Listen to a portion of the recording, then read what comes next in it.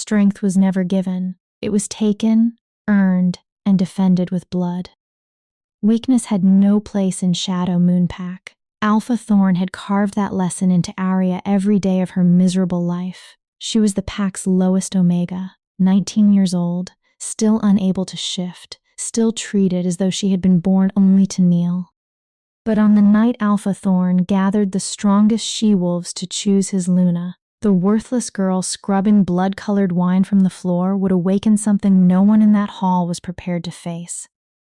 Her own pack would reject her, a monster king would claim her, and before the night was over, every wolf who had ever called Arya weak would learn the same terrifying truth.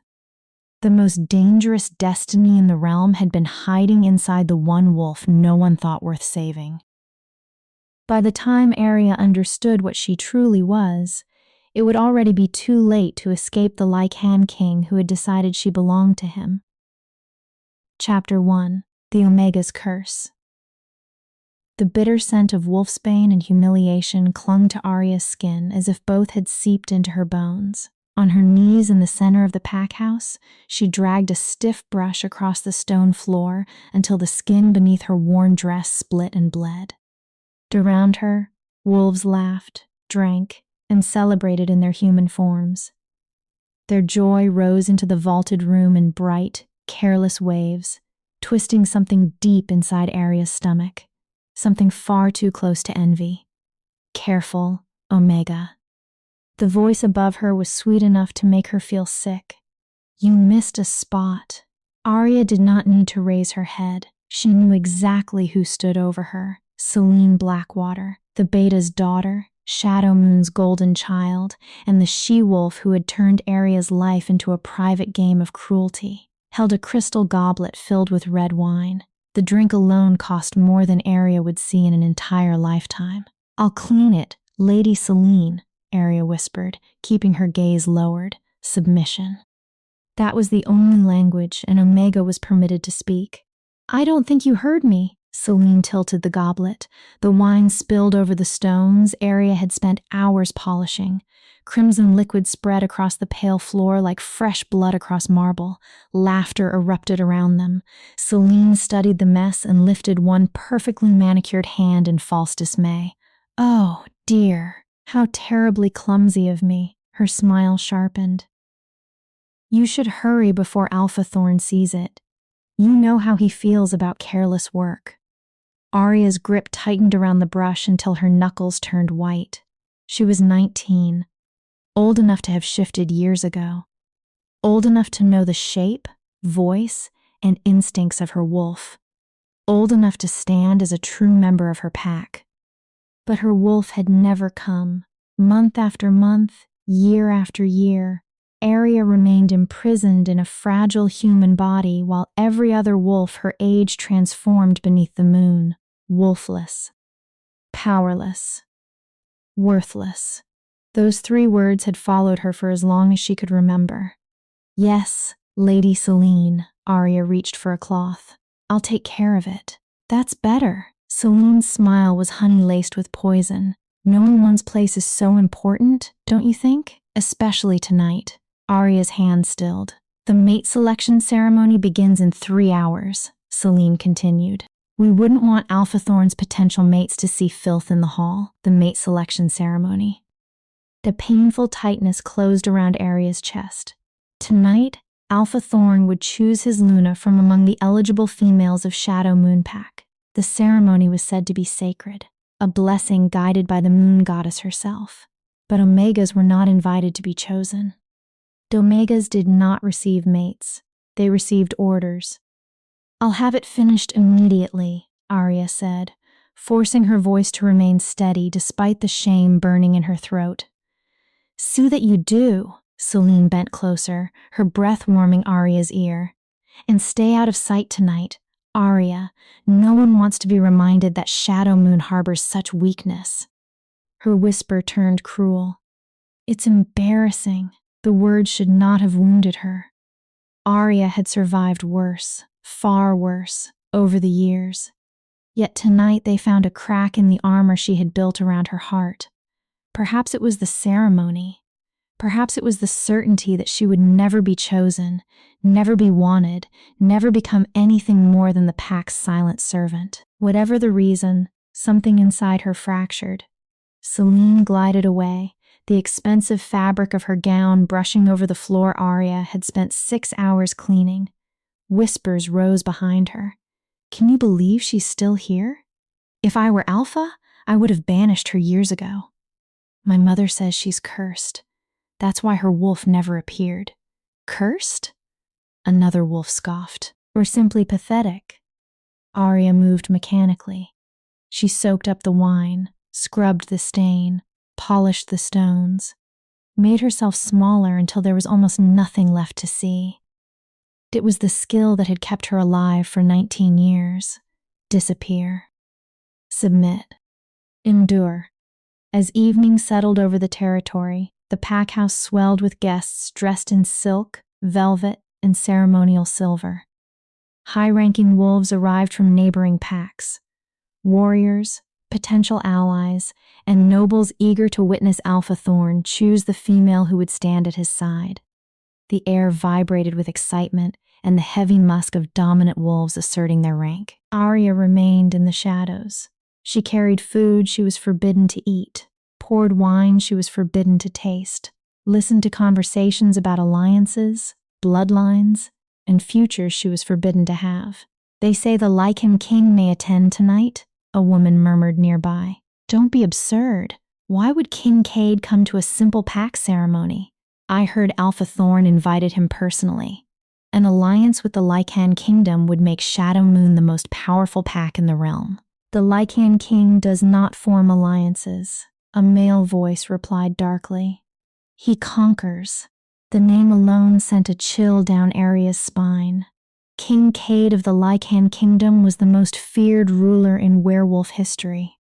The stories called him a monster, a beast who had killed his own father to seize the throne. Some claimed his eyes burned red with bloodlust. Others swore he could tear through 100 wolves without slowing, and that the screams of his enemies pleased him. Lycans were not ordinary werewolves. They were stronger, faster, and far more ruthless. They stood at the top of the food chain. And King Cade stood above them all. Arya, the sharp voice sliced through her thoughts. She turned and found one of Alpha Thorn's guards staring at her. The Alpha wants you in his study, now. Her blood turned cold. Alpha Thorn never summoned her unless he believed she had failed him.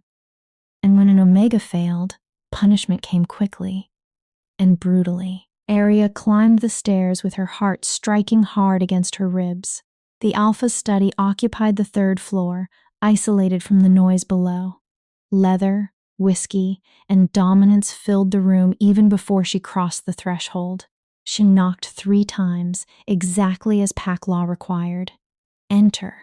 Alpha Thorn sat behind a massive oak desk, his presence spreading through the room like dark smoke. He was broad-shouldered and powerfully built, with silver threading through his dark hair and eyes capable of stripping courage from the strongest warrior. At 45, he remained in his prime. Everyone knew he could choose almost any she-wolf in the pack. That made his next words even more shocking. You will attend the ceremony tonight. Arya's head lifted before she could stop herself. Alpha, I don't understand. Omegas aren't permitted. I know what Omegas are and are not permitted to do. Thorn's gravelly voice cut her off. But the moon goddess works in ways we cannot always understand. I have received a vision. He leaned back in his chair. You will stand beside the other eligible females. Hope rose inside Arya before she could crush it. Dangerous, foolish hope. You mean I could be chosen as? Don't be ridiculous. Thorn's laugh was cold and humiliating. You, my Luna? He rose and circled the desk until his body towered over hers. I would sooner mate with a common house cat. The tiny spark inside Arya died. No, Arya, you will be present for another reason, his eyes hardened. Insurance, let us call it. I don't understand. You are not required to understand. You are required to obey. His hand shot out and seized her chin, forcing her face upward. You will wear the ceremonial dress. You will stand in line with the others. And when I make my choice, you will smile, bow, and behave like the grateful little Omega you are. His fingers tightened. Do you understand? Yes, Alpha, she whispered, though nothing made sense. Good, he released her so abruptly that she stumbled backward. Prepare yourself. And Arya, she froze at the door. If you humiliate me tonight, if you place so much as one toe out of line, I will personally see that you spend the rest of your pathetic life beneath this pack house, in the dungeons. His voice softened into something even more frightening. Are we clear? Crystal clear, Alpha. He dismissed her with one careless motion. Arya fled the room, the word insurance pounding through her mind. Why did Alpha Thorn want her at a ceremony where she did not belong? What use could a wolfless Omega possibly serve? She found no answer. In the cramped servants' quarters she shared with two lower-ranking wolves, a white dress had been laid across her narrow cot. It met the ceremonial requirement, but only barely. Where the other females would wear silk, lace, and jewels, Arya's gown was plain and unadorned. One glance at it told the truth of her rank, Omega. Less than the others. Still, she put it on. Her hands were trembling when the first wave of pain struck. Fire ignited in her chest and flooded through her veins. Arya gasped and folded over, her vision darkening at the edges. This was not an illness. This was not fear. This was her wolf. After 19 years of silence, after countless nights of begging the moon goddess for even the smallest sign, something living stirred deep within her soul. It did not emerge, not yet, but it was there. Awake, aware, furious.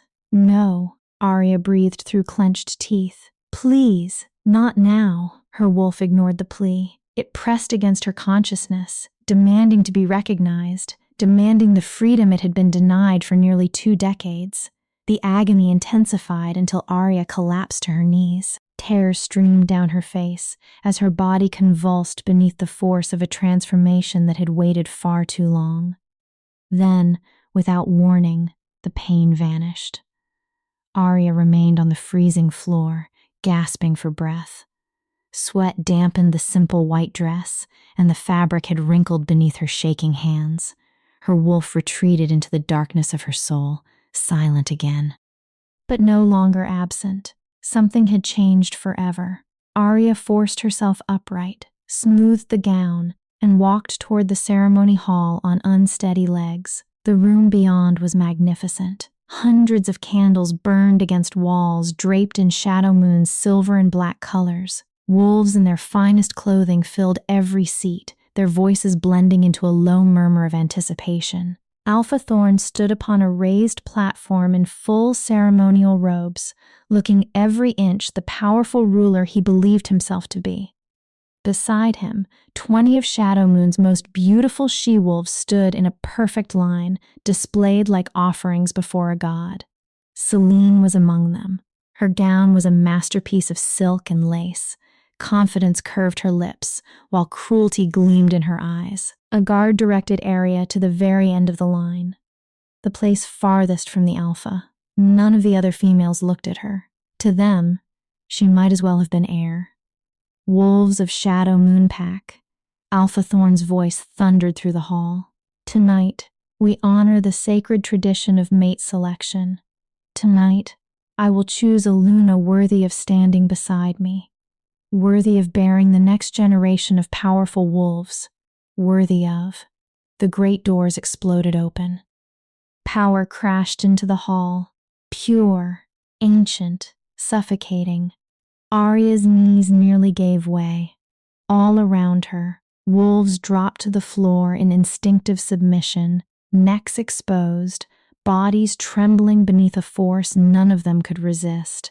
A figure stood in the doorway, flanked by 4 enormous Lycan guards. King Cade had arrived. He was everything the rumors had promised, and far more terrifying. At least 6.5 feet tall, He possessed the build of a male created for war. Black hair brushed his shoulders, framing a face too beautiful to seem mortal and too dangerous to belong to anything merciful. His silver eyes shone with an unnatural light as they settled first upon Alpha Thorn.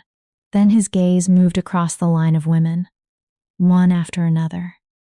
Until it reached Arya, he paused, only for a heartbeat. But inside Arya's chest, the wolf that had remained silent for 19 years surged forward with impossible recognition. It knew him. Kincaid's attention returned to Alpha Thorn. His voice was velvet wrapped around steel. I hope. I am not interrupting. Chapter 2. The Lycan's Claim. The silence inside the ceremony hall became absolute. No one dared move. Every wolf remained bowed beneath the crushing weight of Kincaid's presence, heads lowered and bodies trembling in instinctive submission. Even Alpha Thorn had lost color, though he forced his chin to remain raised. It was a small display of defiance. Kincaid noticed. Kincaid, Thorn's voice sounded strained despite his attempt at respect. Your arrival is an unexpected honor. We received no word that you had accepted our invitation. I do not send word. Cade crossed the threshold with the measured grace of a predator entering territory that already belonged to him. I simply arrive. His 4 Lycan guards spread out behind him. Each carried enough power to rival an alpha, yet beside their king they seemed almost ordinary. Cade moved through the hall like death made flesh. Beautiful, inevitable, and impossible to stop. Arya kept her gaze on the floor, but she felt him approaching. The air seemed to grow denser with every step. Power pressed against her skin until it prickled, while her newly awakened wolf whimpered deep inside her chest. Please! Alpha Thorn gestured toward the empty chair placed near the front of the room in case the king had chosen to attend. Join us. Shadow Moon is honored to welcome you to our mate selection ceremony. Ere you? Cade's tone made it clear he believed no such thing. How quaint. A mate selection. His silver gaze passed over the gathered wolves. I have not witnessed one of these ancient rituals in decades. He did not take the offered seat. Instead, he walked slowly along the line of eligible females, studying them with the cold precision of a predator deciding which prey was worth noticing.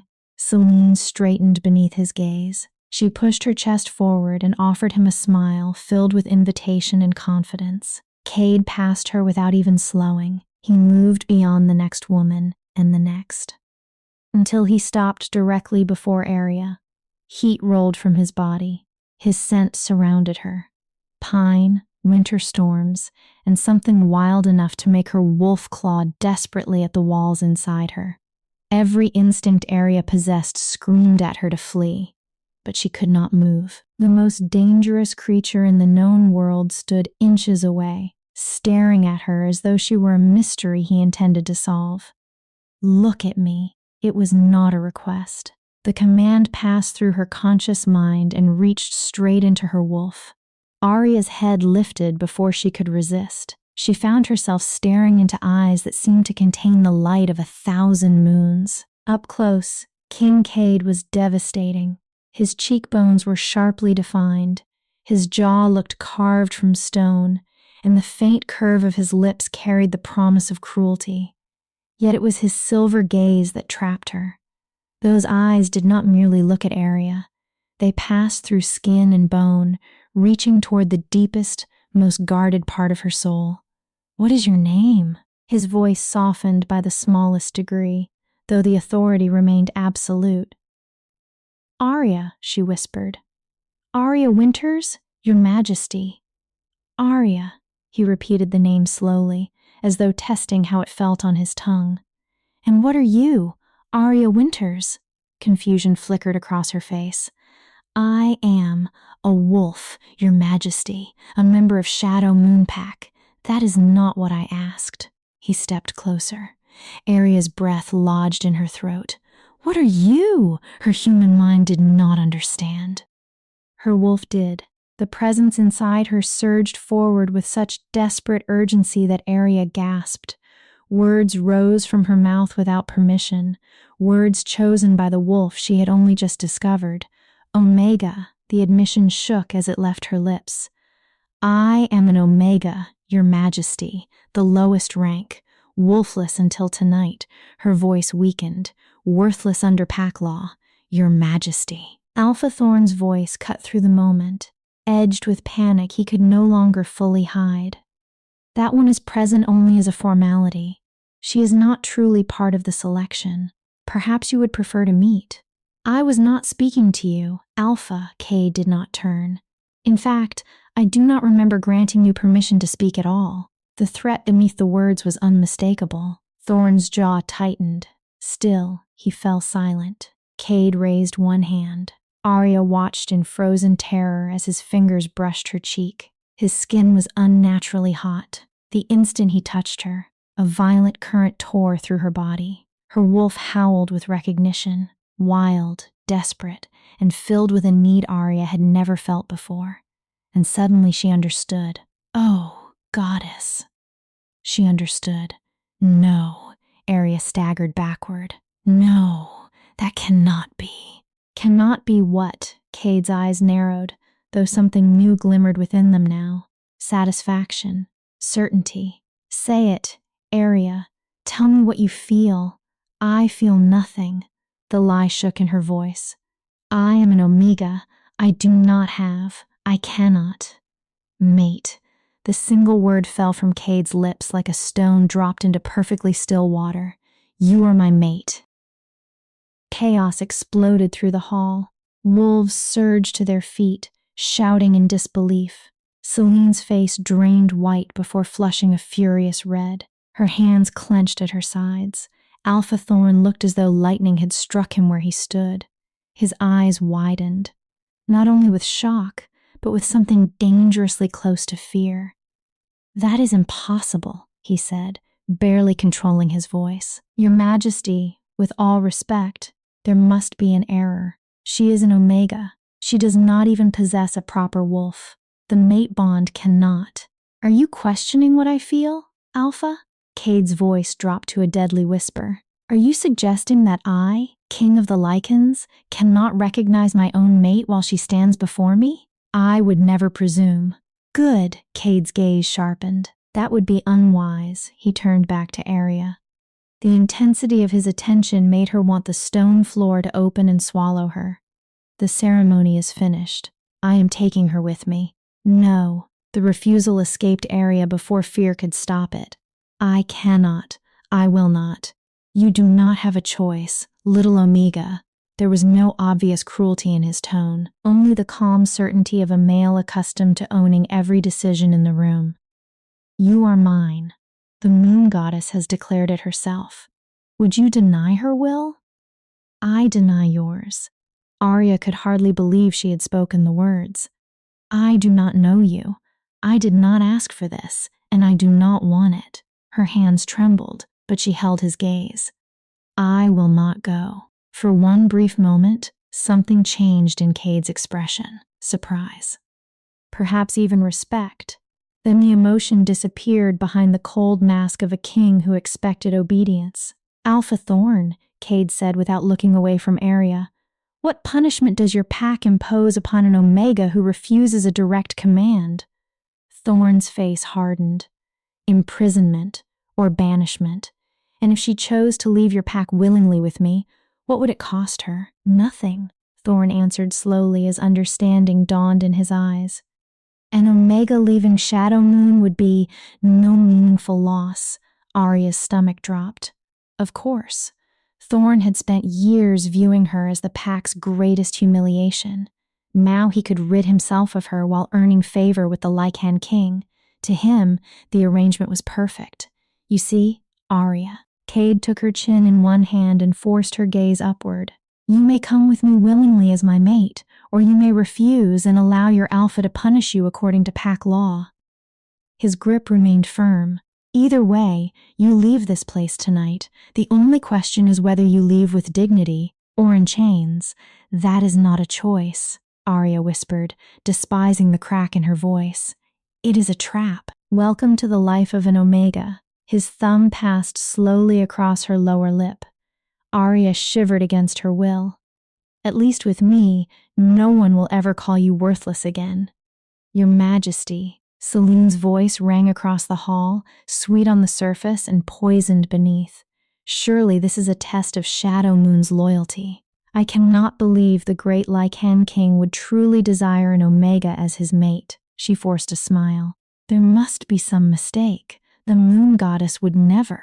The Moon Goddess does not make mistakes. Cade cut her off without removing his gaze from Arya. Wolves do. His voice hardened. And questioning her wisdom is among the greatest mistakes a wolf can make. He released Arya and turned to face the entire hall. His words carried to every corner. I came here because 3 days ago I felt the first pull of a mate bond I have waited 32 years to experience. I followed that call across the realm. It brought me to this pack, to this ceremony. He pointed toward Arya. To her, every eye turned in Arya's direction. The Omega you dismissed, the wolf you degraded, the female you treated as though she were less than nothing. Power surged through Cade's voice. She is mine. Anyone who has harmed her, humiliated her, or made her existence a misery will answer to me personally. He allowed the threat to settle over the room like a blade suspended above every throat. Have I made myself clear? Crystal clear, Your Majesty, Thorn replied through clenched teeth. Excellent, Cade extended one hand toward Arya. Come, little Omega. We are leaving. Arya stared at his palm as though it belonged to a waiting serpent. Every part of her wanted to resist, to fight, to turn and run. But Thorn's eyes had already promised punishment if she refused. Shadow Moon had never wanted her, it had never protected her, and now the most powerful male in existence offered her something she could not name. Protection? Donorship? She did not know which frightened her more. Her hand shook as she placed it in his. The moment their skin met, the current returned, stronger, hotter, powerful enough to steal the air from her lungs. Her wolf surged toward him with a joy so intense it felt foreign. Cade's fingers closed possessively around hers. There is a good girl, he murmured. Arya hated the way her body responded to the quiet approval. Wait. Alpha Thorn stepped forward, calculation replacing the shock on his face. Your Majesty, if Arya is truly your mate, surely the terms of her transfer must be discussed. Pack alliances, trade agreements, perhaps. There are no terms. Cade's answer was flat.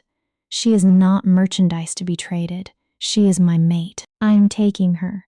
The discussion is over, but surely. Unless you wish to challenge my claim, Cade's voice dropped into a lethal murmur. Please, Alpha. I am always willing to settle disputes in the old manner.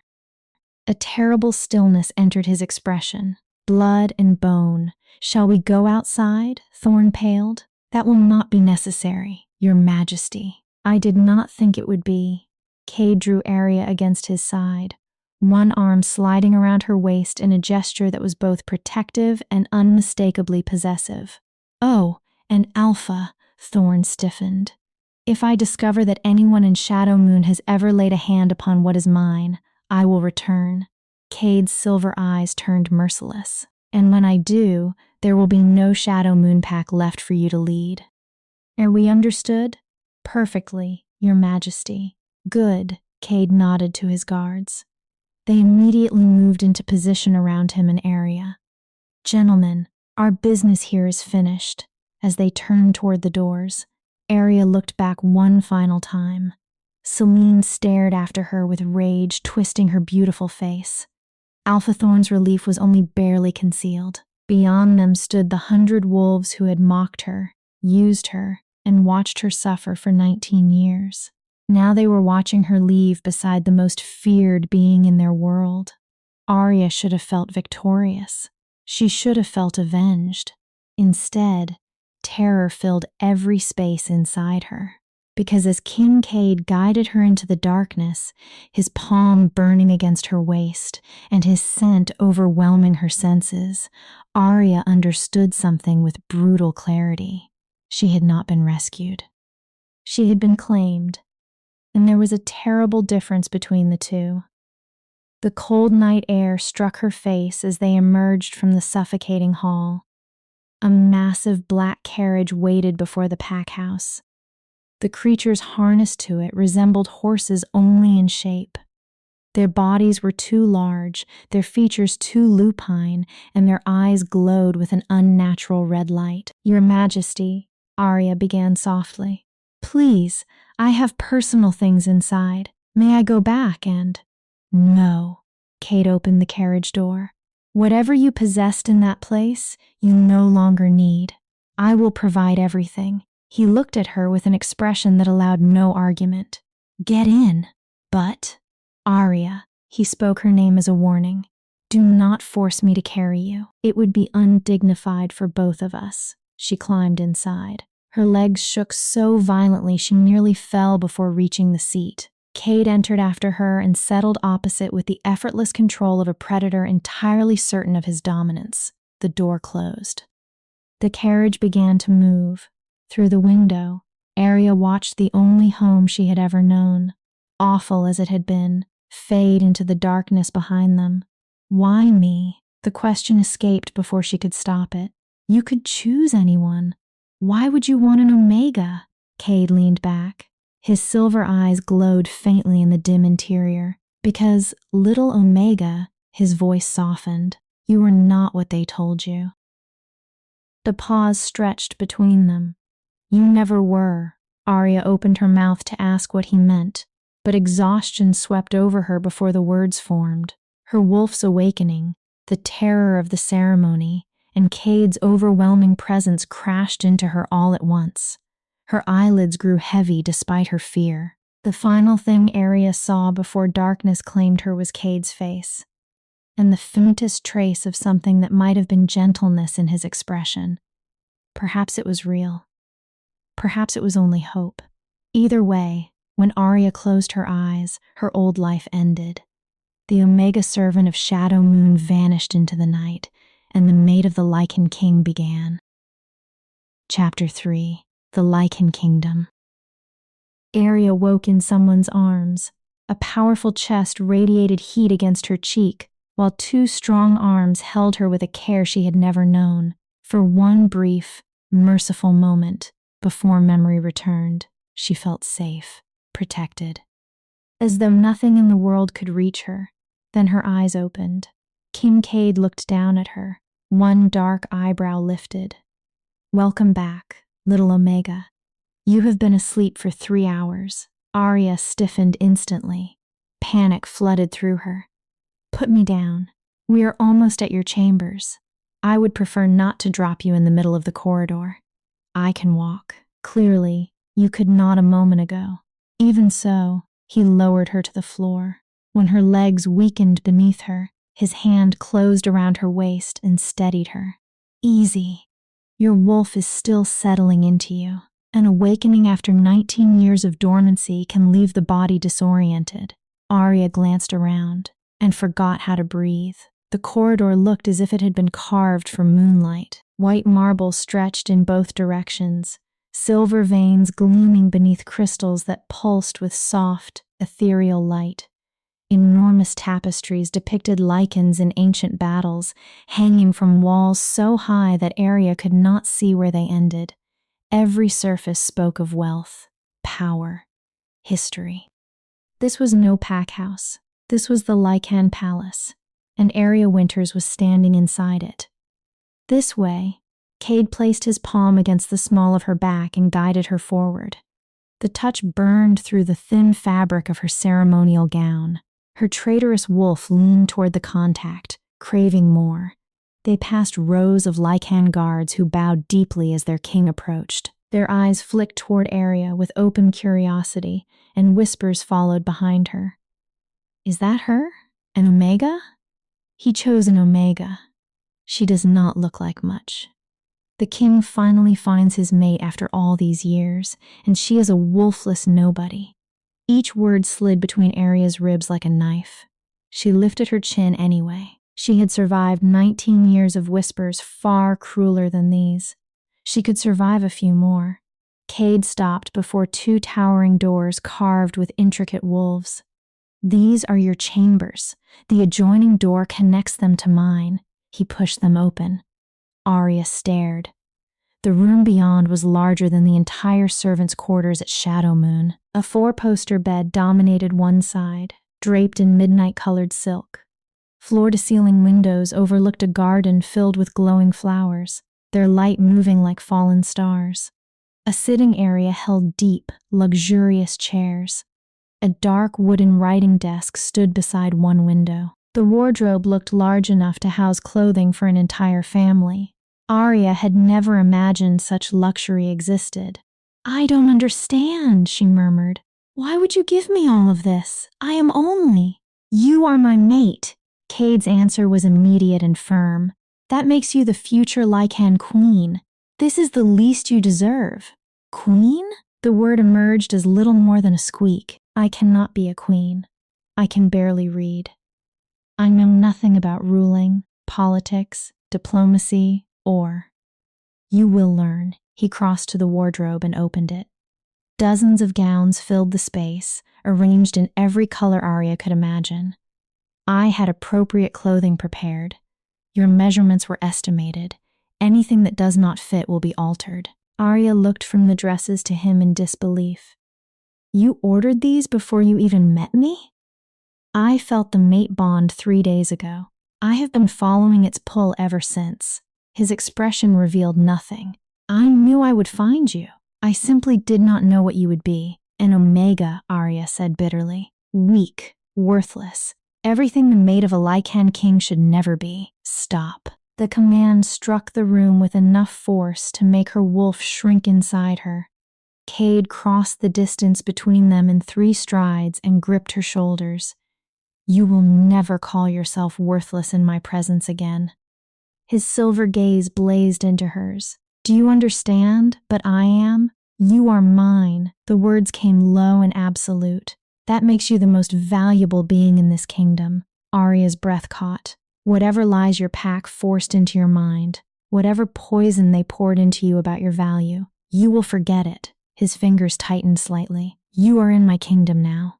My laws apply here. And my first law is this: you will not insult what belongs to me." His voice softened without losing its authority. "That includes you." The possessiveness should have enraged her. She should have fought against being spoken of like property. Yet her wolf was nearly purring, basking in the fierce protection radiating from him. Their mate. The thought turned Arya's stomach. "I need to ask you something," she said quietly. "Can the mate bond be wrong? Can the moon goddess make a mistake?" Cade's hold loosened. A fraction of the hardness left his face. "No. The bond is absolute. It cannot be manufactured, manipulated, or falsely created." He studied her. "Why?" "Because none of this makes sense." Arya gestured helplessly between them.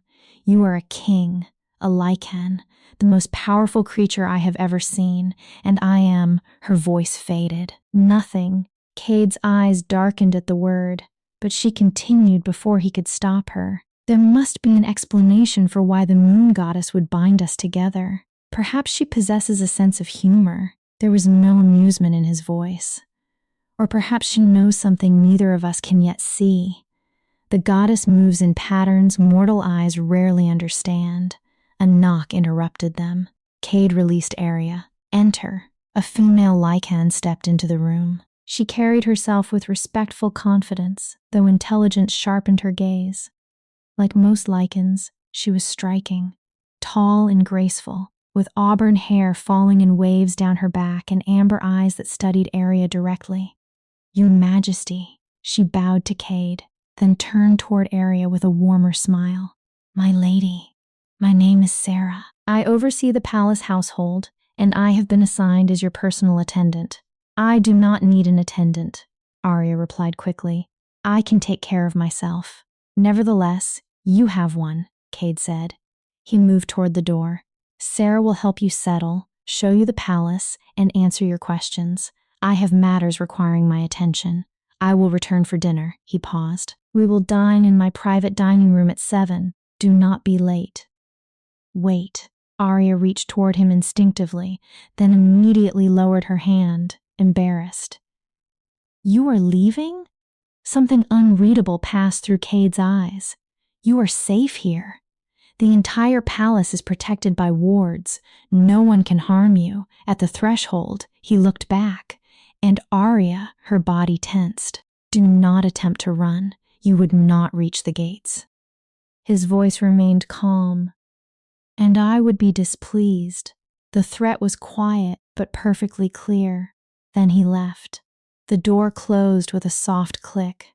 Arya sank onto the edge of the enormous bed as her legs finally surrendered beneath her. Everything crashed over her at once. The ceremony, Cade's arrival, the mate bond, her departure from Shadow Moon, the palace, the room, and the impossible life waiting beyond its doors.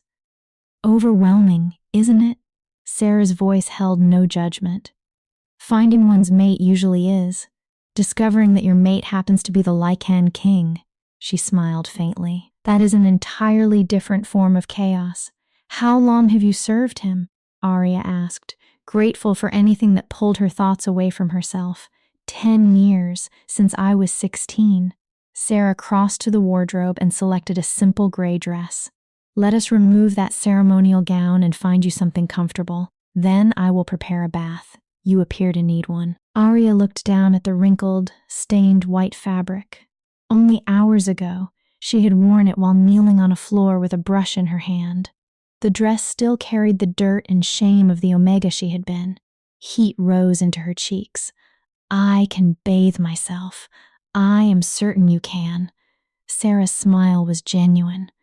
But assisting you is my duty, and I happen to enjoy my duty. She lifted one shoulder. Besides, the bath in your suite is enchanted.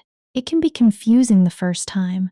I will show you how it functions, and after that you may use it alone. Sarah offered her a hand. Deal? The simple kindness cracked something inside Arya. When had someone last spoken to her without mockery? Without disdain? Without expecting her to crawl? All right, she whispered. Deal. The bath was indeed enchanted. Water appeared at Sarah's spoken command, filling the tub at exactly the right temperature. Fragrant oils scented the steam with jasmine and vanilla. When Arya lowered herself into the water, 19 years of tension seemed to loosen from her muscles all at once. So, Sarah said after receiving permission to remain. She sat on a stool nearby. You came from Shadow Moon, Alpha Thorn's territory. Yes. Arya scrubbed the dirt from her arms and watched it disappear into the water. You know of it? Every pack in the realm knows Shadow Moon. Ambitious, brutal, not known for mercy. Sarah's amber eyes softened. Life there must have been difficult for an Omega. It was survival, Arya answered. Nothing else. Well, you survived. Sarah passed her a soft cloth. And now you are here, for a moment. Only the quiet sound of water filled the room. For what it is worth, Sarah continued. I believe you may be good for him. Arya looked up sharply. Good for King Cade? How could I possibly be good for him? I know nothing about being a queen. Neither did his mother when she became his father's mate. Sarah's expression grew distant with memory. She came from a small pack. She was not an Omega, but neither was she high-ranking. Everyone predicted the union would fail. What happened?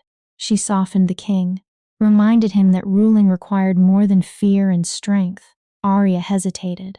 What happened to her? She died of illness 20 years ago. Cade was 12. Sarah lowered her voice. He has been hard ever since. Cold. He built his life around making the Lycan kingdom stronger and more feared. A sadness entered her eyes. Some believe he has forgotten how to be anything other than a king. And you think I can change that? Arya gave a humorless laugh. An Omega who cannot control her wolf? A girl with no education, no training, no. You are his mate, Sarah interrupted gently. That is more powerful than rank or schooling, she leaned forward. The bond does not care about titles. It recognizes souls. And for reasons only the moon goddess understands, your soul was chosen to match his. Arya wanted to argue. She wanted to list every reason their bond was impossible, reckless, and doomed. But deep inside her, the wolf stirred. For the first time since awakening, it sent Arya something other than fear or confusion: hope. Small, fragile, alive. After the bath, Sarah helped her into the soft gray dress. It fit perfectly, almost suspiciously so, considering Cade had only guessed her measurements. The fabric flowed around her like water. Now, Sarah said as she fastened the final button, you have several hours before dinner. Let us make certain you know where you are. The palace tour left Arya dizzy. The Lycan stronghold stretched across towers, gardens, courtyards, and training grounds that seemed endless.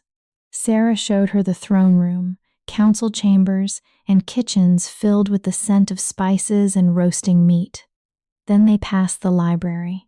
Arya stopped long enough for Sarah to notice the longing in her face. They continued until the clash of weapons drew them toward an open balcony above the training yard. Dozens of Lycan warriors sparred below. Their movements were so fast that Arya could barely follow them. Steel rang against steel. Wolves growled. Orders cracked through the air. At the center of it all stood Cade. He was shirtless, his skin gleaming with sweat. Every movement looked precise and lethal, as though violence itself had taken human form. 3 warriors attacked him at once. He defeated them easily. When one Lycan swung a blade toward him, Cade caught the male's wrist in midair, twisted, and sent him flying across the yard with almost no effort. He trains every day, Sarah said quietly. At least 4 hours. Her gaze remained on the king. He says a ruler unable to defend his own kingdom has no right to rule it. Arya watched, mesmerized and afraid. This was her mate, a creature of control, power, and calculated violence. What could someone like her possibly offer a male like him? As though he felt her gaze, Cade looked up. His silver eyes found hers across the distance. The force of his attention struck Arya like a physical touch. He did not smile. He did not wave. He simply held her gaze for one long moment before turning back to the warriors. Inside Arya, her wolf brightened with shameless delight. Traitor, Arya thought. Come, Sarah said gently. You should rest before dinner. But once they returned to her chambers, rest proved impossible. Arya paced like a caged animal, trying to understand a reality too large to fit inside her mind. She was mated to the Lycan King. She was expected to become queen of the most powerful kingdom in the realm. She, Arya Winters, the worthless Omega who had spent her life on her knees, scrubbing floors for wolves who despised her. It was absurd, terrifying, impossible. And yet beneath all that fear, in the hidden place where her wolf now lived, warmth continued to pulse.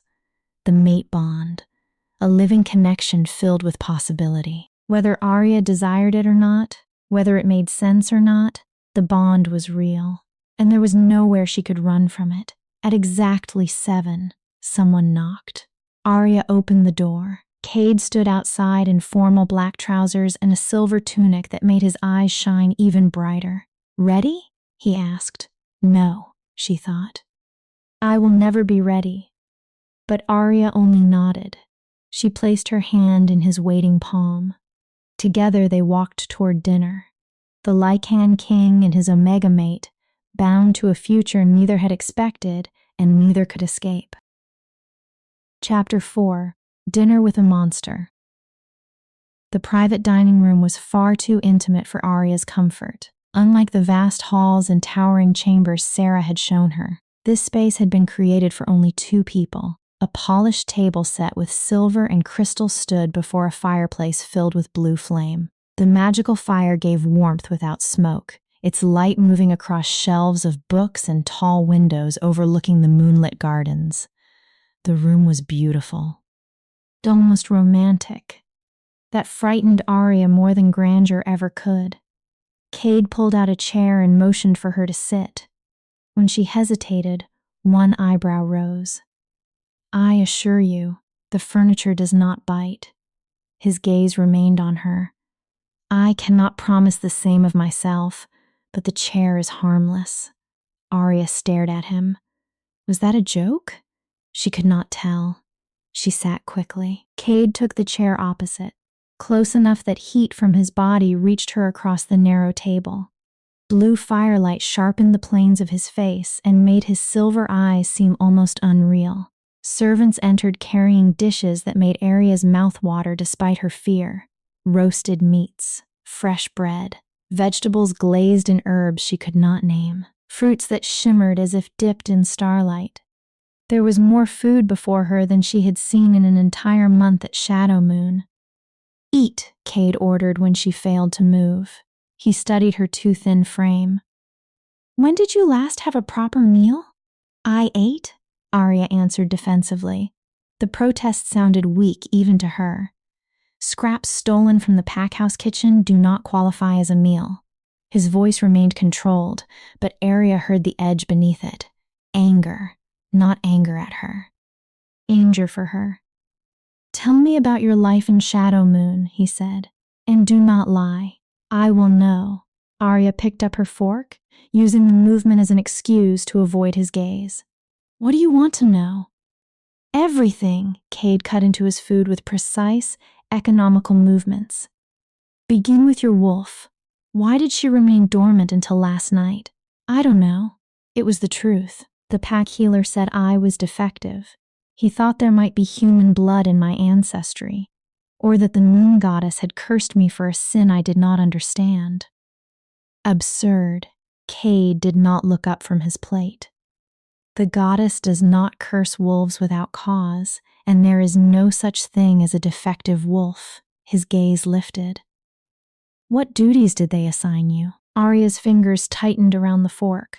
Cleaning, cooking, serving, anything that needed to be done, servant labor. Yes, his eyes narrowed. For 19 years, your own pack treated you as a servant. I was an Omega. That is what Omegas do. No, the word cracked hard enough to make her flinch. That is what your pack chose to make you do. Cade leaned forward. Omegas are not born to scrub floors. They are the heart of a pack. The mediators, the peacekeepers, the emotional anchors who keep stronger wolves from tearing one another apart. His expression hardened. They are rare. They are valuable. They are not servants to be starved and abused. Arya stared at him. No one ever told me that, because your alpha is a fool who does not understand the structure of his own pack. Cade settled back in his chair. Now tell me about the ceremony. If Omegas are forbidden from participating, why were you placed among the candidates? The memory tightened Arya's stomach. Alpha Thorn summoned me that evening. He ordered me to stand with the others. She swallowed. He called me insurance. Insurance, Cade repeated the word slowly. His jaw tightened. Against what? I don't know. He refused to explain. Arya forced herself to take a bite. Flavor burst across her tongue. Rich, warm, almost overwhelming after years of scraps. For one moment, it nearly distracted her from Cade's stare. Nearly. He only warned that if I embarrassed him, I would spend the rest of my life in the dungeons. The atmosphere in the room changed. The fire still burned, yet the air seemed 10 degrees colder. He threatened to imprison you for attending a ceremony he forced you to enter. Cade's voice became dangerously quiet.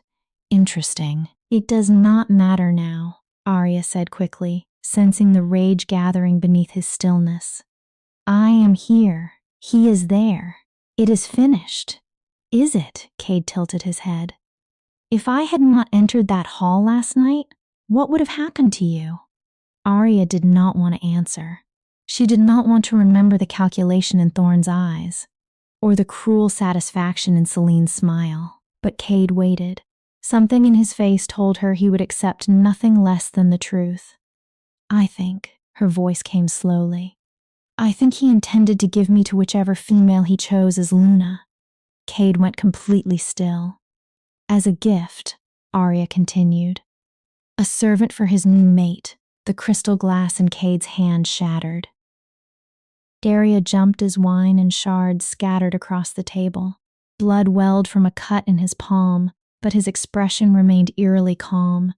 He intended to give you away. Each word was measured and lethal.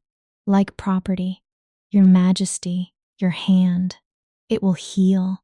His silver gaze burned into her. Answer me. Would you have accepted that? What choice would I have had?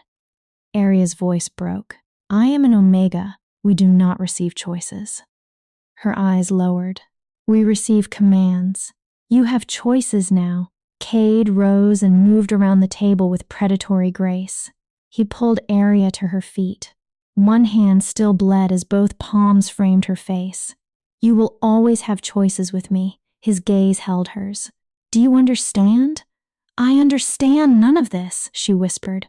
Why do you care? You do not know me. Her breathing grew uneven. The mate bond is only chemistry, instinct, biology. It does not mean you must.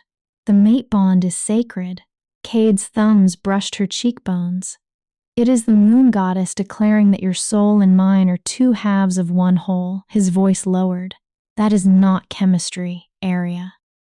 That is destiny. I do not believe in destiny. Then believe this. He lowered his forehead to hers. The mate bond ignited. A golden thread of connection surged between them, pulsing with warmth, longing, and something so dangerously close to belonging that Arya's knees weakened. Feel it? Cade whispered. That is real, more real than every lie shadow moon taught you about yourself. Arya's breath caught. At this distance, the bond no longer felt like a faint pull. It became a living presence curling around her heart and tightening with each breath. Her wolf sang inside her, desperate to complete the bond, to receive the mating bite that would bind them forever. But Arya's human mind recoiled. This is too fast, she pulled in a shaking breath. I met you yesterday. I don't know you. I cannot. I know, Cade stepped back. The sudden loss of contact left an ache so sharp that Arya nearly whimpered. I am not asking you to complete the bond tonight, or tomorrow, or even next week. His gaze remained steady. I am asking you to give this a chance. To give us a chance. Why? The question burst from her. You could reject the bond and find someone suitable, someone educated, someone who already knows how to be a queen. Reject the bond? Cade gave a harsh, joyless laugh. Arya, do you understand what you are suggesting? He shook his head. Rejecting a true mate feels like dying. The pain never entirely heals.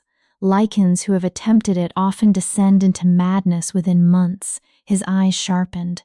And even if I could survive, why would I choose that? The moon goddess does not make mistakes. If she selected you, there is a reason. Perhaps she has a cruel sense of humor, Arya said bitterly. Binding the weakest wolf in the realm to the strongest, her smile held no warmth. It is almost poetic. You are not weak. Cade's voice left no room for argument. You survived 19 years inside a pack that should have protected you but chose to break you instead. He stepped closer again, though he did not touch her. You endured what would have destroyed most wolves. Last night, when I placed an impossible choice before you, you looked me in the eyes and refused. His expression softened. That is not weakness, Arya. That is strength. The words entered her like warmth spreading through frozen ground. No one had ever called her strong. No one had ever looked at her as Cade did now, as though she mattered, as though she possessed value, as though the world should have protected her rather than crushed her beneath it. Tears burned behind her eyes. I do not know how to become what you need. Then we will discover it together. Cade gestured toward the table. Sit. Finish eating. He returned to his chair as servants entered quietly to remove the broken glass. You will need your strength. For what? Your training begins tomorrow? Arya's head snapped up. Training? Did you imagine I would allow you to wander through the palace without preparation? Kate accepted a fresh glass of wine. You will be queen. That requires education, etiquette, pack law, diplomacy, and combat. Combat? Arya's voice rose. I have never fought anyone. Then you are overdue. A predatory smile touched Cade's mouth. Every queen in Lycan history has been a warrior. You will not be the exception. I can barely control my wolf. Which is why we begin with the foundation. He leaned forward, and something almost like anticipation glinted in his eyes. Your wolf has been suppressed for 19 years. Once she is fully awakened, you may possess strength beyond anything you imagine. Arya frowned. Omegas are weak. Omegas are different, Cade corrected. Their strength lies in places most wolves never learn to recognize, such as? That is what we will discover. He lifted the new glass and studied her over its rim. I have a theory about you. Little Omega Arya's unease deepened. What theory? That your wolf did not remain dormant naturally. Cade placed the glass down. I believe Shadow Moon deliberately suppressed her. Arya froze.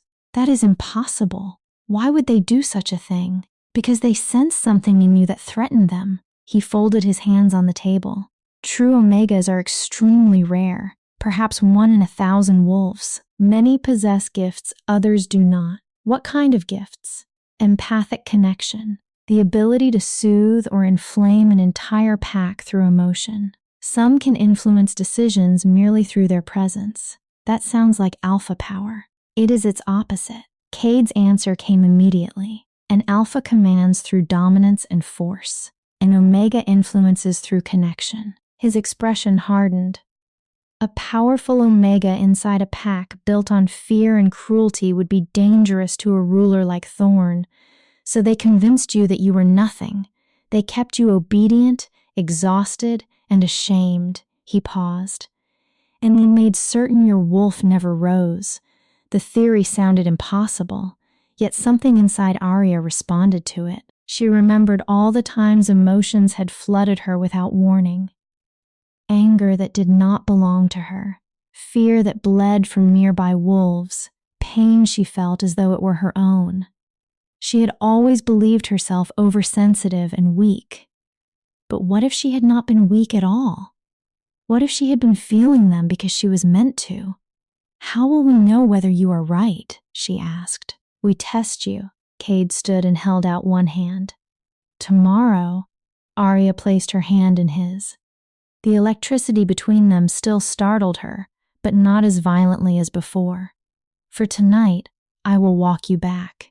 You require sleep. They moved through moonlit corridors in silence, passing guards who bowed as their king went by. At her door, Arya turned toward him. Thank you. She was not entirely sure what she meant. For dinner, for all of this. Do not thank me yet. Cade's expression became unreadable again. The true work begins at dawn. Sarah will bring training clothes. He started to leave. Arya's hand shot out and closed around his wrist. She had no idea what drove the movement. Instinct. Need. The mate bond. Cade. His name felt strange and intimate on her tongue. He looked first at her fingers on his skin, then at her face. Why are you being kind to me? For one fleeting moment, the king's mask fractured. Something vulnerable and unguarded moved through his silver eyes. Because in 32 years, he said softly, I have never felt anything like what happens inside me when I look at you. Arya stopped breathing. The bond is stronger than I imagined, more consuming. His voice deepened. And if I have any hope of becoming the mate you deserve, you must learn that you are worthy of kindness. His gaze did not leave hers. Of protection. Of love, the final word remained suspended between them, terrifying and beautiful. I do not know whether I can believe that, Arya whispered. Then I will believe it for both of us. Cade gently freed his wrist, but his fingers lingered against hers. Until you learn to believe it yourself, he walked away. Arya remained at the doorway with her heart pounding and her wolf howling with a longing so deep it hurt. Inside her room, she collapsed onto the enormous bed. 24 hours earlier, she had been on her knees scrubbing the floor of Shadow Moon's pack house. Now she lay beneath silk sheets in the Lycan Palace, mated to a king who promised training, education, and a future beyond anything she could understand. It was too much. Too fast. Too impossible. But when sleep finally claimed her, Arya's last thought was not of fear. It was of silver eyes, gentle hands, and a voice that had called her strong.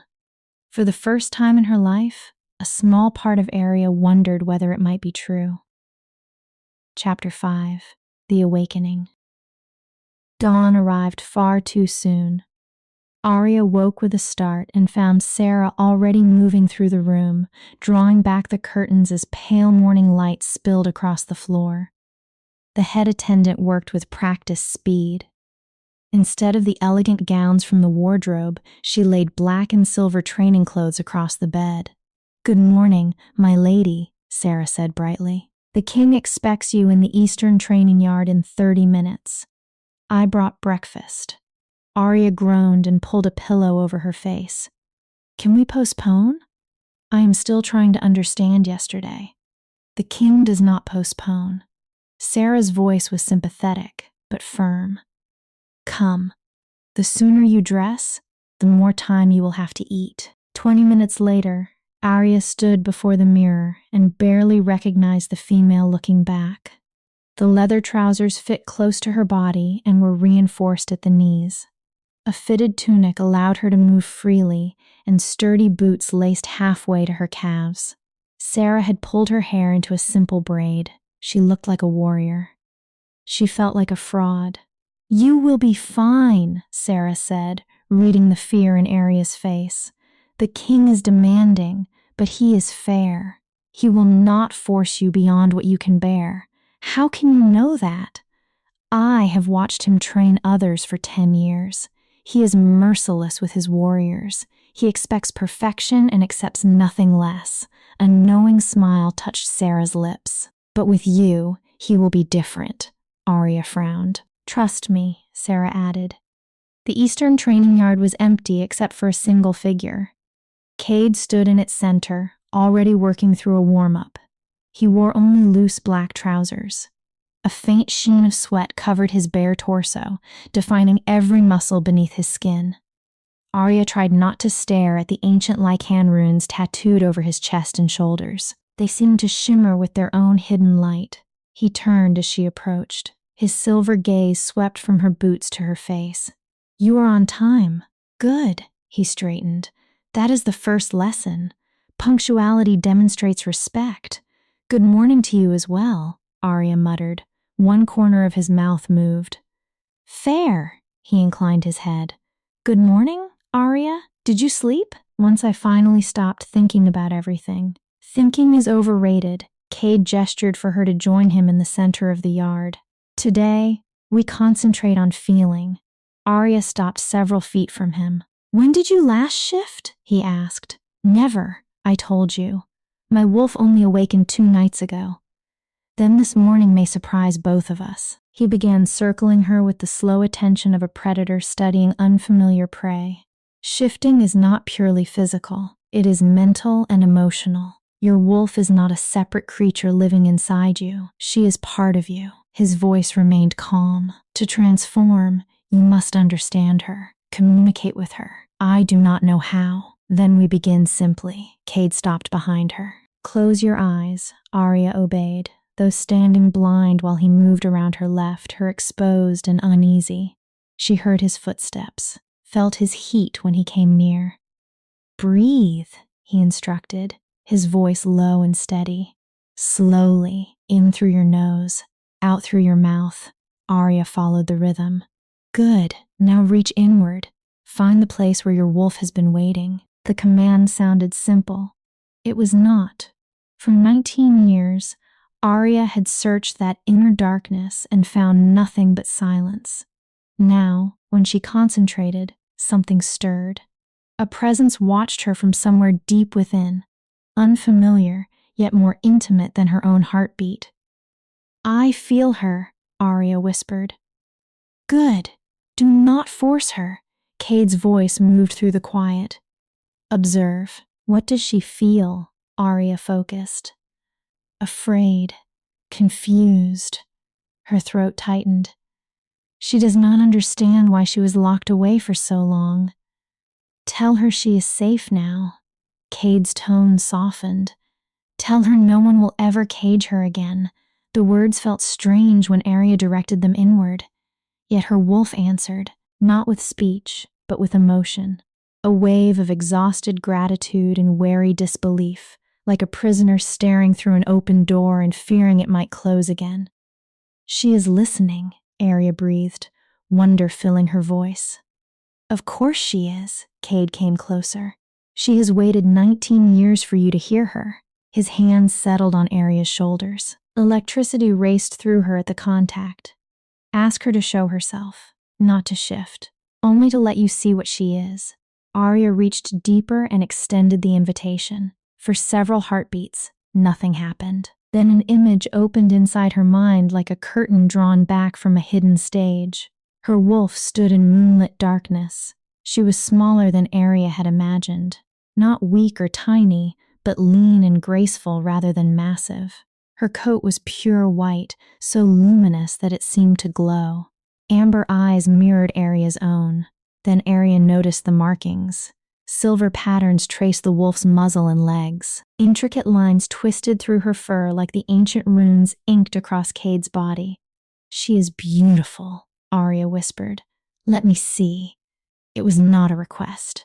Cade's hands tightened slightly. His presence entered her mind. It was overwhelming but not violent, sliding through her awareness like smoke until he reached the image of the white wolf. He inhaled sharply. Impossible. Arya opened her eyes. "What is wrong?" Cade had already stepped away. His face had become unreadable. "The silver patterns on your wolf. Do you know what they are?" "No." Arya's pulse quickened. "Should I?" "They are oracle marks." His voice sounded tight. "Signs of a direct blessing from the moon goddess." Arya stared at him. "I have seen them only once before," Cade continued. "On my mother, the revelation hung between them." "What does that mean?" "It means you are not merely an omega, for once." Uncertainty passed through the king's expression. He dragged one hand through his dark hair. "You are a blessed omega." Arya could not speak. "The goddess marked you as significant. Your abilities will be stronger than those of an ordinary omega. Your connection to packs, individual wolves, and the essence of our kind will be amplified. But I do not feel powerful." Fear sharpened Arya's voice. "I feel lost. I feel afraid. I have no idea what I am doing. Because for 19 years, you were taught to believe you were nothing." Determination replaced Cade's uncertainty. "We begin correcting that now." He stepped back and gave her space.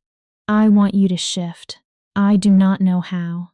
"Yes, you do. Your instincts know." His gaze held hers. "Do not think about bones or skin. Do not calculate the process. Want it. Let your wolf come forward." His voice deepened. "She has waited long enough." Arya closed her eyes again. Her wolf was more alert now. She responded even to Cade's voice, reaching her through Arya's consciousness. She wanted to emerge, needed to. But Arya's fear formed a cage around them both. "I am scared," she admitted. "What if I cannot control her? What if I hurt someone? I am here." Cade cut through the panic before it could grow. "If you lose control, I will help you. You are safe." Arya, a pause. "Let go." 2 words. 2 impossible words. Arya had spent her entire life doing the opposite. Omegas did not let go. They endured. They held their fear inside. They suppressed every instinct that might draw punishment. Perhaps that was why her wolf had remained silent. Arya inhaled deeply. Then she loosened the grip she had kept on everything. Her terror, her anger, her pain, and the wolf trapped beneath it all. The presence inside her surged forward with joy. Her body began to change.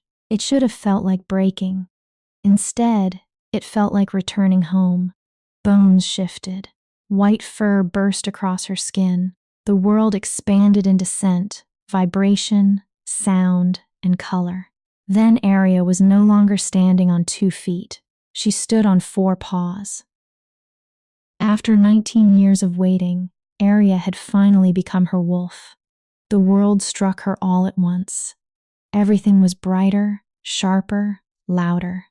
Cade's scent. Pine, winter storms, and something uniquely his, filled her senses and pulled her toward him. She heard the heartbeat of a bird perched 50 yards away, felt footsteps vibrating through the stones from somewhere inside the palace. Too much. Too many sounds. Too many scents. Too much information crashing through a mind unprepared to receive it. Arya stumbled backward over her own paws and fell in an undignified heap. Cade was beside her instantly. Easy. The first time is overwhelming. He knelt in the dirt. Breathe. Focus on my voice. But every part of the world demanded her attention. Arya whined and pressed herself against Cade's legs, seeking the only familiar thing in the storm. Look at me. Her wolf obeyed the command instinctively. Silver eyes locked onto hers. Calm, powerful, unwavering. Good. Stay here with me. His hand moved slowly through her white fur. Let everything else disappear. There is only you and me. Nothing else matters. Gradually, the chaos receded. Sounds separated from one another. Scents settled into layers. The world became something she could endure. Arya stopped whining, though she remained pressed firmly against Cade's side, absorbing his warmth and strength. There you are, he murmured. His fingers combed through her coat. You did it. Pride warmed his voice. You shifted on your first attempt. Do you understand how rare that is? Arya answered with a sound caught somewhere between a growl and a whine. She wanted her human body back. She wanted to ask questions, but she had no idea how to reverse the change. Cade seemed to understand. Returning is the same. Picture your human form. Want it. Allow your wolf to step back. That proved more difficult. Her wolf did not want to return to the prison she had occupied for 19 years. Arya reassured her silently. This was not another cage. They would shift again. Soon. Reluctantly, the white wolf yielded. The transformation back left Arya disoriented and trembling. She found herself naked on her hands and knees in the dirt. Before humiliation could fully register, a heavy cloak wrapped around her shoulders. Cade covered her and lifted her effortlessly into his arms. That was remarkable, he said. There was no mockery in his voice, only genuine pride. Most wolves require weeks to complete a controlled first shift.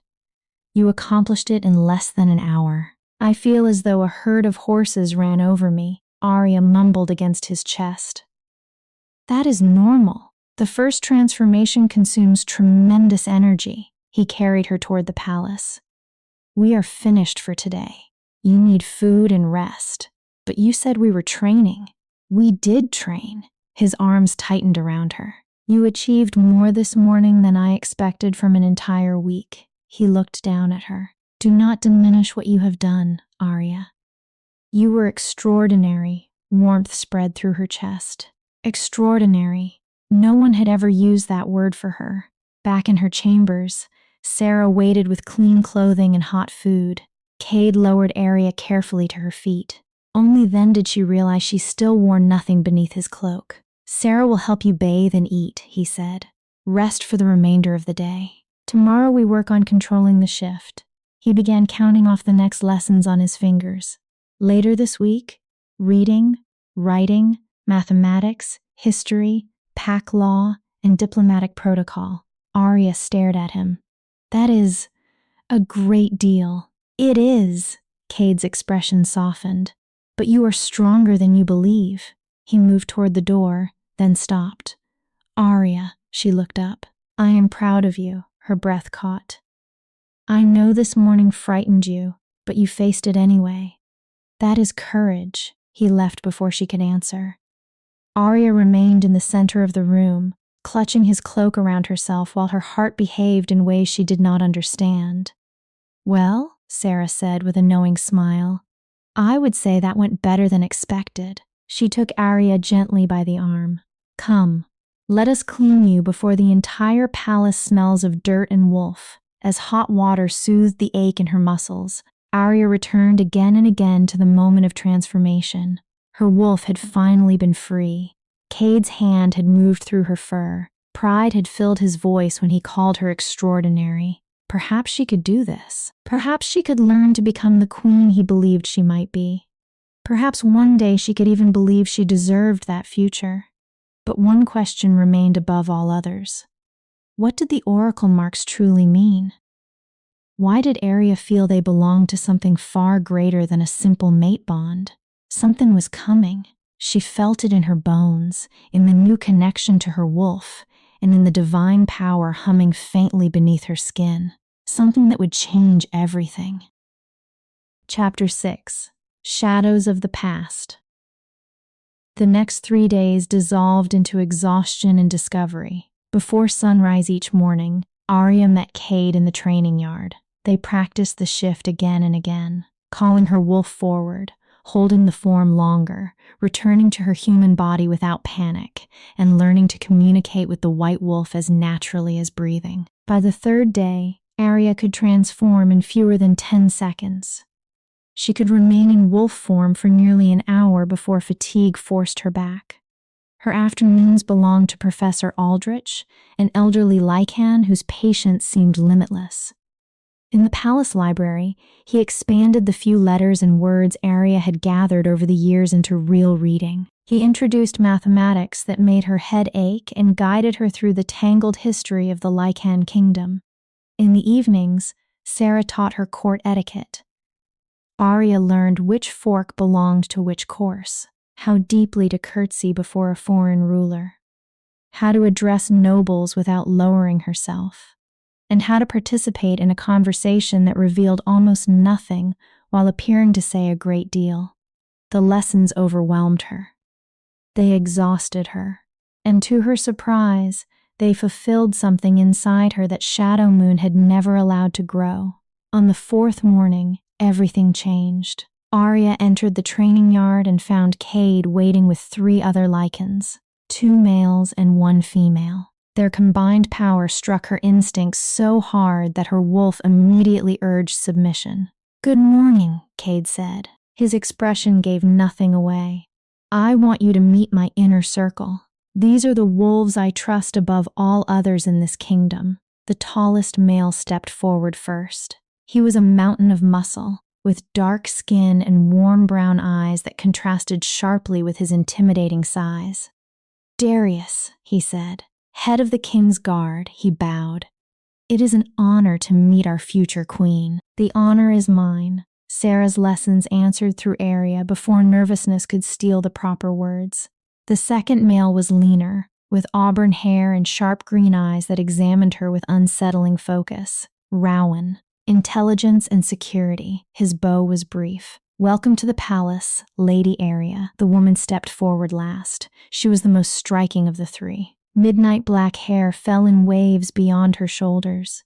Violet eyes seemed capable of slipping through every defense Arya possessed. Her authority nearly rivaled Cade's. She smiled. It did not reach her eyes. "Lyanna," she said, her voice smooth as honey poured over steel. Chief advisor to the king and captain of the royal guard, her gaze rested on Arya. "I hope the palace has treated you well." Arya's wolf bristled. The reaction came without reason, sharp and immediate. Arya forced it down. "Everyone has been welcoming. Thank you." "We are here," Cade said, reclaiming their attention, "because Arya must understand pack dynamics beyond the corruption she witnessed in Shadow Moon." He folded his arms. "And experience is the most effective teacher." Arya's stomach tightened. "What kind of experience?" "A challenge." Cade smiled like a predator. "You will spar with each of them." "Spar?" Arya's voice rose. "I barely learned to shift. I cannot fight trained Lycan warriors." "You are not fighting to win." His calm made the answer worse. "You are fighting to survive. There is a difference." He motioned toward the others. They will attack in wolf form, not at full strength, but hard enough to pressure you. Your task is to evade, defend yourself, and use your Omega abilities. What abilities? Arya demanded. I do not even know what I can do. Then today you discover it. Cade's voice ended the argument. Shift. Arya wanted to protest again, but the command reached her wolf before her human mind could resist. Within seconds, the white wolf stood in her place, fur raised with anxiety. Darius transformed next. His gray wolf was enormous, so large that Arya looked almost like a pup beside him. Rowan became a lean, tawny wolf built for speed. Lyanna shifted last. Her black wolf was only slightly smaller than Darius, yet twice as menacing. It moved with a cold confidence that tightened every instinct in Arya's body. The rules are simple, Cade called from the edge of the yard, remaining in human form. You survive 5 minutes against each opponent. His gaze settled on Arya. Use whatever is necessary. A beat of silence. Begin. Darius attacked first. No creature his size should have been able to move so quickly. Arya barely escaped the opening charge. She threw herself sideways as his jaws snapped shut where her throat had been a heartbeat before. She scrambled to her paws. Fear hammered through her. Too fast. Too strong. She was going to die. Stop thinking! Cade's shout cut through the panic. Feel! What does your wolf want? Arya had no time to search for an answer. Darius charged again. Instinct took control. Instead of attacking or running, Arya dropped low and exposed her throat in submission. At the same moment, something burst outward from her, not sound. Demotion, please. I do not want to fight. I am not a threat. Please stop. The plea rolled across the yard like an invisible wave. Darius faltered in the middle of his charge. His enormous paws skidded through the dirt until he stopped inches from Arya. Confusion filled his wolf's eyes as he shook his head, trying to free himself from what he felt. Interesting, Cade murmured. Then his voice sharpened. Again, Darius. Resist her this time, he tried. Every time he charged, Arya instinctively released another wave. Fear, surrender, desperation, the desire for peace. Each time, the gray wolf slowed. The emotion never stopped him completely, but it disrupted him long enough for Arya to dodge. When the 5 minutes ended, she stood panting and exhausted, but she was unharmed. Remarkable, Darius said after returning to human form. He pulled on the trousers left beside the yard and regarded Arya with genuine respect. I have never experienced anything like it. I could feel what you felt as though the fear belonged to me. He shook his head. It became almost impossible to attack. Empathic projection, Cade explained. Pride entered his voice, one of the rarest known Omega gifts. Arya does not merely sense another wolf's emotions. She can make that wolf experience her own. Arya shifted back. Sarah hurried forward with a robe, wrapping it around her shoulders. It is a defensive ability, Cade continued. Against most wolves, it could stop an attack entirely. Most wolves, Arya repeated. What about the rest? Lycans with disciplined mental shields. Dominant alphas. Anyone trained to resist emotional influence. Cade nodded toward Rowan. Which brings us to the second round. Rowan stepped forward. He was a different kind of threat. Darius had attacked with overwhelming size and direct power. Rowan relied on deception. He circled, feinted, withdrew, then struck from angles Arya did not anticipate. When she released her empathic projection, he dismissed it as though it were rain running over his fur. He has mental training, Cade called. Emotion will not control him. Find another answer. Arya had no idea what that answer might be. She was too busy escaping Rowan's teeth to think, too desperate to remain on her feet to plan. By the end of 5 minutes, several scratches marked her body and one leg had begun to limp. Better, Cade said as healers moved toward her. You survived the full round against a trained intelligence operative. For a female who had never fought before this week, that is impressive. I feel as though he mauled me. Arya panted. Scratches. They will close within hours. Cade's hand settled on her shoulder. Warmth spread through her from the contact. One final round. His gaze searched her face. Ready? No, she was absolutely not ready. Arya nodded anyway. Lyanna smiled before she shifted. There was nothing friendly in it. The black wolf moved like living shadow, fast, graceful, and merciless. Darius had restrained his strength. Rowan had tested her ability to adapt. Lyanna appeared determined to prove something. Within 30 seconds, Arya was on her back. The larger wolf pinned her to the dirt, jaws locked around her throat. A fraction more pressure would have torn it open. Enough! Cade's voice cracked across the yard like a whip. Lyanna released Arya immediately. She stepped away and returned to human form with effortless grace, making Arya's own movements feel clumsy by comparison. My apologies, Your Majesty, Lyanna said. She sounded anything but sorry. I believed you wanted us to push her. Push! Cade's eyes glowed with dangerous silver light. Not dominate. There is a difference. Of course, Lyanna lowered her head. But Arya saw the flash inside those violet eyes. Resentment. Or anger. I only wanted our future queen to understand real combat. Arya shifted back and touched her throat. Bruises had already formed where Lyanna's jaws had closed. A healer approached, but Arya waved her away. The wound was healing, slower than it would on a full Lycan, yet far faster than injuries had healed before her awakening. That is enough for today, Darius said. The look he gave Lyanna promised a private argument later. He turned toward Arya.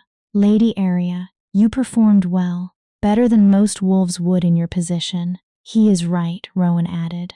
Once you control that projection, you will be formidable. Most opponents will never reach you. Thank you. Arya managed the words, though Lyanna had torn through the fragile confidence she had built. The others began leaving. Lyanna lingered. She approached while Cade spoke quietly with Darius, then lowered her voice so the king could not hear. A word of advice. Arya looked at her. Being the king's mate does not make you a queen. Lyanna's smile remained cold. That title must be earned. Many wolves in this court do not believe an Omega, blessed or otherwise, has the strength to stand beside the Lycan King. Is that a threat? Fear coiled inside Arya, but she met the violet gaze without looking away. A warning. Lyanna's smile sharpened. This kingdom has enemies. Some wear crowns in foreign courts. She leaned closer. Others wear friendly faces inside this palace. Her voice dropped further. Watch your back, Lady Arya.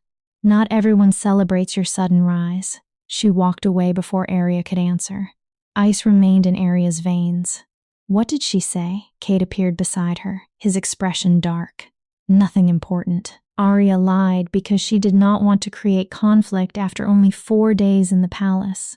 She was introducing me to court politics. Cade's eyes narrowed. He clearly did not believe her, but he allowed the answer to stand. Come, you need food and rest. You earned both. As they returned to the palace, Arya could not dismiss Lyanna's warning. It felt like more than jealousy or political resentment. Something moved beneath the surface of the court, something she could not yet see. Her newly awakened instincts screamed that danger was approaching from a direction she had not learned to guard. That evening, Arya sat with Professor Aldrich in the library and attempted to focus on the day's reading. The words described the founding of the Lycan Kingdom. Her mind kept returning to violet eyes and black jaws around her throat. My lady? Aldrich's gentle voice drew her back. You appear distracted. Shall we stop? No, I am only tired. Arya forced her attention toward the page. After a moment, she looked up again. Professor, may I ask you something? Of course. What do you know about oracle marks? Aldrich's expression immediately became serious. Why do you ask? Because my wolf has them. Arya traced an absent pattern against the page. Cade said his mother carried them, but no one will explain what they truly mean. The elderly Lycan set his materials aside with deliberate care. Oracle marks are a sign of the moon goddess's direct favor. She gives them to wolves intended for significant purpose. His gaze became troubled. Wolves whose choices will shape the future of our kind. That is what everyone says. Frustration entered Arya's voice. But what am I expected to do? That, Aldrich answered softly, is the question every marked wolf must answer for herself. He leaned back. The last oracle-marked wolf before you was Queen Helena, Cade's mother. She united 3 warring Lycan territories and created a peace that endured for decades. And then she died, Arya said. Yes, when Cade was only 12. Aldrich leaned forward and lowered his voice. The official history says illness killed her. Some have never believed that account. Arya went still. She had enemies, powerful enemies who feared what she represented. Why are you telling me this? Because you must understand the world you have entered. His voice became little more than a whisper. The oracle marks grant power. They also paint a target. His eyes moved toward the closed library doors. There are forces within the Lycan kingdom and beyond it who fear change. They fear whatever the goddess may be preparing through you. Arya's hand rose instinctively to the bruises at her throat. You believe I am in danger. I believe you must choose your trust carefully. Aldrich glanced toward the entrance again. Not everyone in the palace wants you to succeed. Some prefer Cade unmated, focused only on conquest and expansion. Others spent years preparing their own candidates to become queen. Candidates like Lyanna. Aldrich did not answer. His silence was enough. She was expected to become his queen, Arya whispered. Before I arrived, nothing was official, the professor said carefully. But many believed it inevitable. Lyanna is powerful, politically connected, and has served Cade loyally for more than a decade. The truth settled heavily inside Arya. No wonder Lyanna despised her. Arya had not merely appeared as the future queen. She had taken the future Lyanna had spent years building. What should I do? Continue exactly as you are. Learn, grow stronger, master your gifts. Aldrich's expression softened. And trust your instincts. Oracle-marked wolves receive guidance from the moon goddess. When something feels wrong, his voice lowered. It usually is. After the lesson, Arya returned to her chambers and found a package waiting on her desk. It was small, wrapped in silver paper, and tied with a black ribbon. There was no note, no name, no indication of how it had entered the room. Arya's hand trembled as she opened it. Inside lay a delicate silver chain and crescent moon pendant. The engravings matched the patterns on her wolf. It was exquisite, and everything inside Arya recoiled from it. Wrongness radiated from the metal so strongly that her skin crawled. She dropped it back into the box. Every instinct screamed the same warning. Do not touch it. Do not place it against your skin. Sarah! Relief flooded Arya when the attendant entered. This was on my desk. Do you know who brought it? Sarah's face lost all color. I do not know how it reached this room. I have stood outside your door all afternoon. No one came in? No one. That should have been impossible. There were only 2 entrances. The main door Sarah had guarded and the adjoining door to Cade's chambers, always locked from his side. Bring King Cade, Arya said. Her voice sounded steadier than she felt. Now he arrived within minutes, still dressed for council. The moment Cade saw the necklace, his expression darkened. Do not touch it. Arya had no intention of doing so. He covered the pendant with a silk cloth and lifted it carefully. This is nightshade silver, his jaw clenched. Poison to wolves. If you had placed it around your neck, it would have burned through your skin within minutes. Someone tried to kill me. The words felt unreal. Someone entered my room and tried to kill me. Not kill. Cade examined the metal without touching it directly. Nightshade silver causes extreme pain but is rarely fatal. This was a warning. His gaze hardened. Or a test. A test of what? How well you are guarded. How easily someone can reach you. Silver fire blazed in Cade's eyes, which means someone inside this palace wants you to fail. He looked at the poisoned crescent. Or wants something worse. Cade immediately ordered the guards around Arya's chambers tripled. Every servant with access to the royal wing would be questioned. Every entrance, hidden passage, and ward would be examined. While commands echoed outside, Arya stood at the window and looked over the moonlit gardens. She had been in the palace less than a week. Already, someone wanted her gone. Professor Aldrich's warning returned. Not everyone wants to see you succeed. Moonlight poured through the glass, illuminating a divine mark Arya could not see in human form, but could feel burning beneath her skin. This was only the beginning. The true battle for her life, her place beside Cade, and her right to become queen had not even started. Chapter 7. The Council's Judgment. By morning, the palace had fallen into chaos. Cade had spent the entire night interrogating guards, servants, and every wolf who possessed access to the royal wing. From her window, Arya watched them brought before him one by one. No lie could easily survive his silver gaze. Still, no one confessed. No one claimed to know how the poisoned necklace had entered her room, or at least no one admitted it. You cannot remain locked inside these chambers forever, Sarah said gently as she carried in breakfast. The king has requested your presence at this morning's council meeting. Arya's stomach tightened. The council? The Lycan Council meets each week to address matters of the kingdom. Sarah placed the tray on the table. They have formally requested to meet you. It is customary when a new mate is chosen. Requested? Arya asked. Or demanded. With the council, Sarah replied. There is rarely much difference. She helped Arya into a formal gown of deep blue embroidered with silver. The colors were meant to represent wisdom and strength. Remember what I taught you, Sarah said as she adjusted the final fold. Keep your back straight. Keep your voice steady. Her amber eyes held Arya's in the mirror. Never allow them to see fear. That was easier taught than done. The council chamber was built to intimidate. It was circular, crowned by a domed ceiling painted with constellations that seemed to move whenever Arya looked away. 12 high-backed chairs formed a semicircle, each occupied by a Lycan whose power made the air feel thick. Cade sat at the center in a throne-like seat, his face carved from ice. The moment Arya entered, his gaze found hers. The mate bond pulsed with reassurance.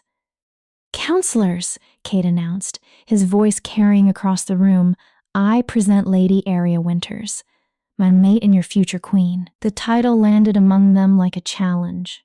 "Your Majesty." An elderly male with silver hair spoke first. His age and bearing marked him as the council's senior member. "I am Counselor Thaddeus, head of this assembly. We are pleased to meet the wolf who has captured our king's attention." The pause before please told Arya exactly how sincere he was. "The honor is mine, Counselor," she answered, relying on every formal phrase Sarah had drilled into her. "I hope to serve the Lycan kingdom with the same dedication this council has shown." "Serve?" A female counselor with auburn hair and calculating eyes leaned forward. "Tell us, Lady Arya, what precisely do you know about serving a kingdom? What qualifications do you bring to the throne?"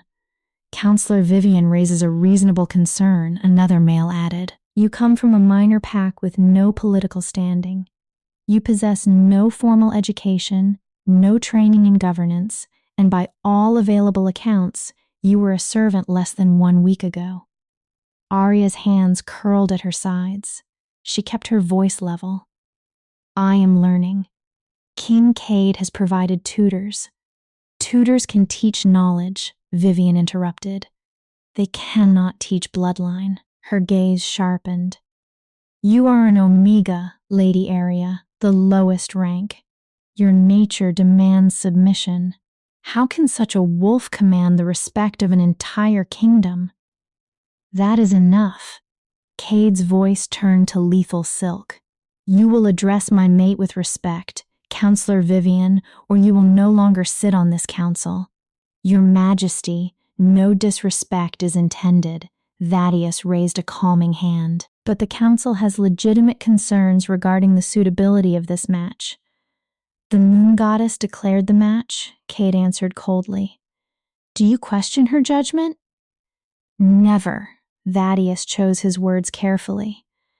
But tradition requires the mate of a Lycan King to demonstrate certain qualities before receiving formal recognition as queen. He looked at Arya. Strength, wisdom, leadership. The ability to command and be obeyed. A dangerous silence followed. Perhaps, Thaddeus continued, a trial would resolve the matter. Arya's blood chilled. What kind of trial? A test of character and ability, another counselor replied. One that proves to the kingdom you possess the qualities necessary to stand beside its king. She has nothing to prove. A growl entered Cade's voice. With respect, your majesty, she does. Vivian rose to her feet. The kingdom is already whispering. An unknown Omega has been elevated without examination, achievement, or history. Such uncertainty creates discontent. Her tone hardened. And discontent creates rebellion. We have witnessed it before. You speak of my mother. Cade's words could have frozen flame. Queen Helena also carried oracle marks, Thaddeus said carefully. She still faced resistance until she completed the queen's trial and established her worth. His expression remained respectful but unmoving. It is sacred tradition, your majesty. Even you cannot simply erase it. Arya watched a muscle tighten in Cade's jaw. Through the mate bond, she felt his fury. A storm of rage, fear, and fierce protectiveness. She also felt his frustration. The council was correct about one thing. Tradition carried enormous weight among Lycans. If Cade ignored it, he would weaken the authority he used to protect her. What does the trial require? Arya asked. Every face turned toward her. Cade's expression warned her not to continue. But if Arya intended to become queen, she could not hide behind him every time the court questioned her right to stand there. 3 challenges, Thaddeus answered. The first tests wisdom, your ability to make painful decisions for the good of the kingdom. He lifted one finger. The second tests courage, your willingness to confront danger without hesitation. A second finger. The third tests leadership, your ability to inspire loyalty and command respect. And if I fail? Arya asked. The mate bond will remain, Vivian said. But the kingdom will not recognize you as queen. Her eyes gleamed with expectation. You would remain only the king's companion. The insult was deliberate. Heat spread through Arya's cheeks, but she refused to lower her gaze. When will the trial take place? Arya, you do not have to accept this. Cade reached for her hand. I can overrule them and weaken your own position, Arya finished. She closed her fingers around his and drew strength from the contact. They are right about one thing. The kingdom must see that I am more than your mate. She looked toward the council. I need to see it too. Pride flickered in Cade's eyes, tangled with concern. You have had less than a week to understand this life. It is too soon. It will always feel too soon, Arya replied softly. Better to face the doubt now than allow it to become poison. Thaddeus nodded with clear approval. Spoken like a queen, he sat straighter. The trial will begin in 3 days? 3 days? Cade's anger surged. That is hardly. 3 days is generous, Vivian interrupted. Your mother received only 2. The mention of Queen Helena had been chosen carefully. Arya watched Cade struggle between his need to protect her and the political traps surrounding him. At last, he gave one sharp nod. Fine, 3 days. His silver gaze swept across the council. But hear me clearly. If any member of this assembly interferes with her preparation or attempts to corrupt the trial, that wolf will answer to me personally. Power filled the chamber. Are we understood? Perfectly, Your Majesty, Thaddeus replied. The meeting ended. Counselors filed out wearing expressions that ranged from satisfaction to concern. Lycan was among them. As she passed Arya, she leaned close enough to whisper, "Good luck with the trial." Her violet eyes gleamed. "You will need it." When the chamber finally emptied, Cade pulled Arya against his chest. His arms closed around her with fierce, almost desperate protectiveness. "You did not have to agree," he murmured into her hair. "I could have fought them, and then spent years ruling through a divided council and a kingdom that doubted me." Arya pulled back enough to see his face. "No, if I succeed, no one can question my right to stand beside you. And if you fail?" "I will not," Cade cupped her face. "These trials are not symbolic, Arya. They are dangerous." Old fear entered his voice. "My mother nearly died during hers. The council creates challenges designed to push a candidate beyond every limit. Then I will survive." Arya tried to sound more certain than she felt. "You told me I am stronger than I know," she held his gaze. "It is time to prove it." Admiration and terror warred across his expression. "I cannot lose you." The raw truth in his voice tightened Arya's chest. Only 1 week earlier, he had been a terrifying stranger who took her from Shadow Moon. Now he was her protector, her teacher, her mate, and perhaps something more dangerous than all three. "You will not lose me," she promised. She did not know whether the promise could be kept. The following 3 days became the most intense of Arya's life. Cade trained her from dawn until long after darkness covered the palace. They explored the limits of her empathic gifts and discovered she could do far more than project her own emotions. Arya could sense what others felt. She could detect the truth hidden beneath words. And when she concentrated, she could influence another wolf's emotional state. After calming an aggressive warrior during an exercise, Arya stepped back uneasily. "That feels like manipulation." "It is a tool," Cade corrected. "No different from a sword." His expression was serious. "Any weapon can protect or destroy. A queen must understand every advantage available to her." Professor Aldrich drilled her relentlessly in Lycan history and law. He demanded that she recall complex rules while distracted or exhausted. Sarah coached her in public speech, royal bearing, and how to command a room without raising her voice. Darius and Rowan trained her in combat, deliberately placing her in situations that forced decisions beneath pressure. Only Lyanna offered no assistance. Arya rarely saw her during those days. When she did, those violet eyes carried silent promises of difficulties still to come. On the eve of the trial, Arya stood before the mirror in her chambers. The female staring back was not the broken Omega who had scrubbed floors at Shadow Moon. Her eyes held determination instead of defeat. Her shoulders no longer curved in surrender. Strength had begun to replace the instinct to disappear. But was it enough? A knock interrupted her thoughts.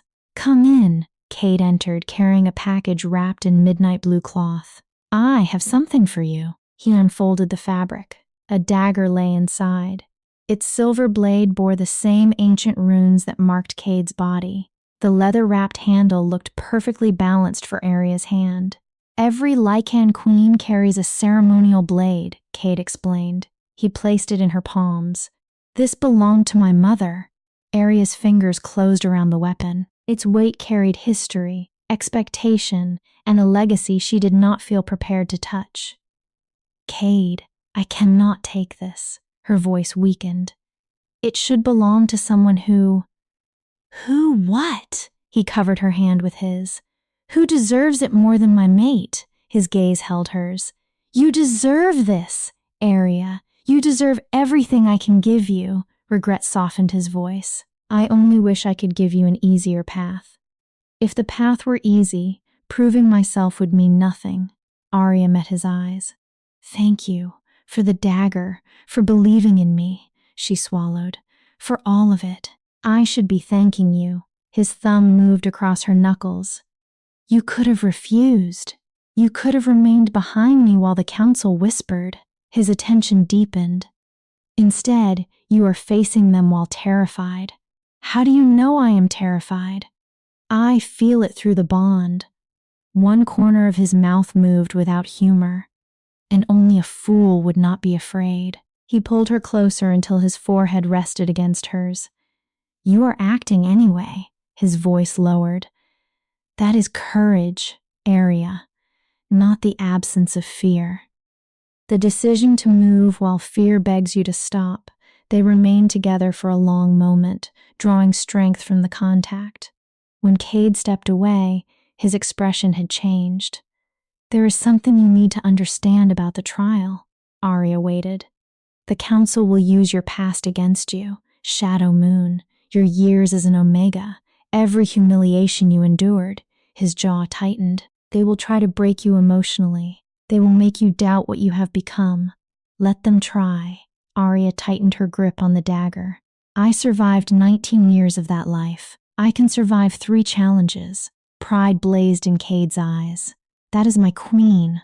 Warmth rushed through her. Not my mate. Not my Omega, my queen. He spoke as though she had already won. Rest, Cade said as he moved toward the door. Tomorrow may be the hardest day of your life. You will need every part of your strength. Cade, he stopped at the threshold. What was your mother's trial? Old pain darkened his face. In the first challenge, she was forced to choose which village would receive water during a drought. Her birth village or the village of her mate. He looked beyond Arya, lost briefly in memory. She refused both options and created a third answer no one had considered. The second? She faced an alpha who terrorized the border settlements. She defeated him without combat by exposing his crimes to his own wolves. His pack turned against him. Cade fell silent. And the third? Arya prompted. The third nearly killed her. Pain moved through the mate bond. But she survived, and she proved something the council never forgot. His sad smile appeared. Oracle-marked wolves do not always obey the rules placed before them. He looked directly at Arya. Remember that tomorrow. When they force you toward an impossible choice, the correct answer may be to destroy the choice itself. He left her with the warning. Arya spent the night drifting between shallow sleep and anxious wakefulness. When dawn finally arrived, she dressed in the ceremonial white worn by every candidate who entered the Queen's trial. She strapped Queen Helena's dagger to her thigh beneath the flowing fabric. Sarah braided her hair in the traditional plaid of a royal challenger. Then Arya walked toward the trial grounds with her head high. She was ready to prove that an Omega could become queen, ready to show the Lycan Kingdom, and herself, that she was greater than every label Shadow Moon had placed upon her. Ready to survive whatever the council created. Failure was no longer an option. Not when she had finally found a place where she might belong. Not when someone had decided she was worth fighting for. Not when she had finally begun to believe it herself. The trial grounds were packed with Lycans from across the kingdom. Arya felt their skepticism, doubt, and curiosity pressing against her empathic senses. Beneath it, however, she found something else. Hope. It came from palace servants who had shown her kindness, from Sarah, standing in the crowd with tears shining in her eyes, from Darius and Rowan, who offered quiet nods of encouragement. Most of all, it came from Cade. His silver gaze promised that whatever waited beyond the first challenge, she would not face it alone. The council gathered upon a raised platform. Thaddeus stepped forward. Magic amplified his voice until it reached every wolf in the arena. Let the Queen's trial begin. Chapter 8. The Trial of Wisdom. The crowd fell silent when Counselor Thaddeus raised one hand. The first challenge tests wisdom, he announced, his magically amplified voice carrying across the trial grounds. A queen must make decisions affecting thousands of lives. She must balance justice against mercy, weigh competing needs, and sometimes sacrifice the few to protect the many. His gaze settled on Arya. Lady Arya Winters, step forward. Arya walked into the center of the grounds. Her heart struck hard against her ribs, but her steps remained steady. The white ceremonial gown flowed around her, making her feel exposed beneath the gaze of an entire kingdom. Every wolf watched. Some hoped she would succeed. Many waited for her to fail. Through the mate bond, Cade's steady presence anchored her against the storm of anxiety. 3 wolves stand before you, Thaddeus continued. Guards brought forward 3 chained figures. Each has committed a crime against the kingdom. Each awaits judgment. You will hear their cases and determine their fates. He paused. Choose carefully. Your decisions will reveal the kind of queen you would become. The first prisoner was led into the center. He was young, barely old enough to have completed his first shift. Haunted eyes stared from a gaunt face, and his hands shook beneath the chains. A guard forced him to his knees before Arya.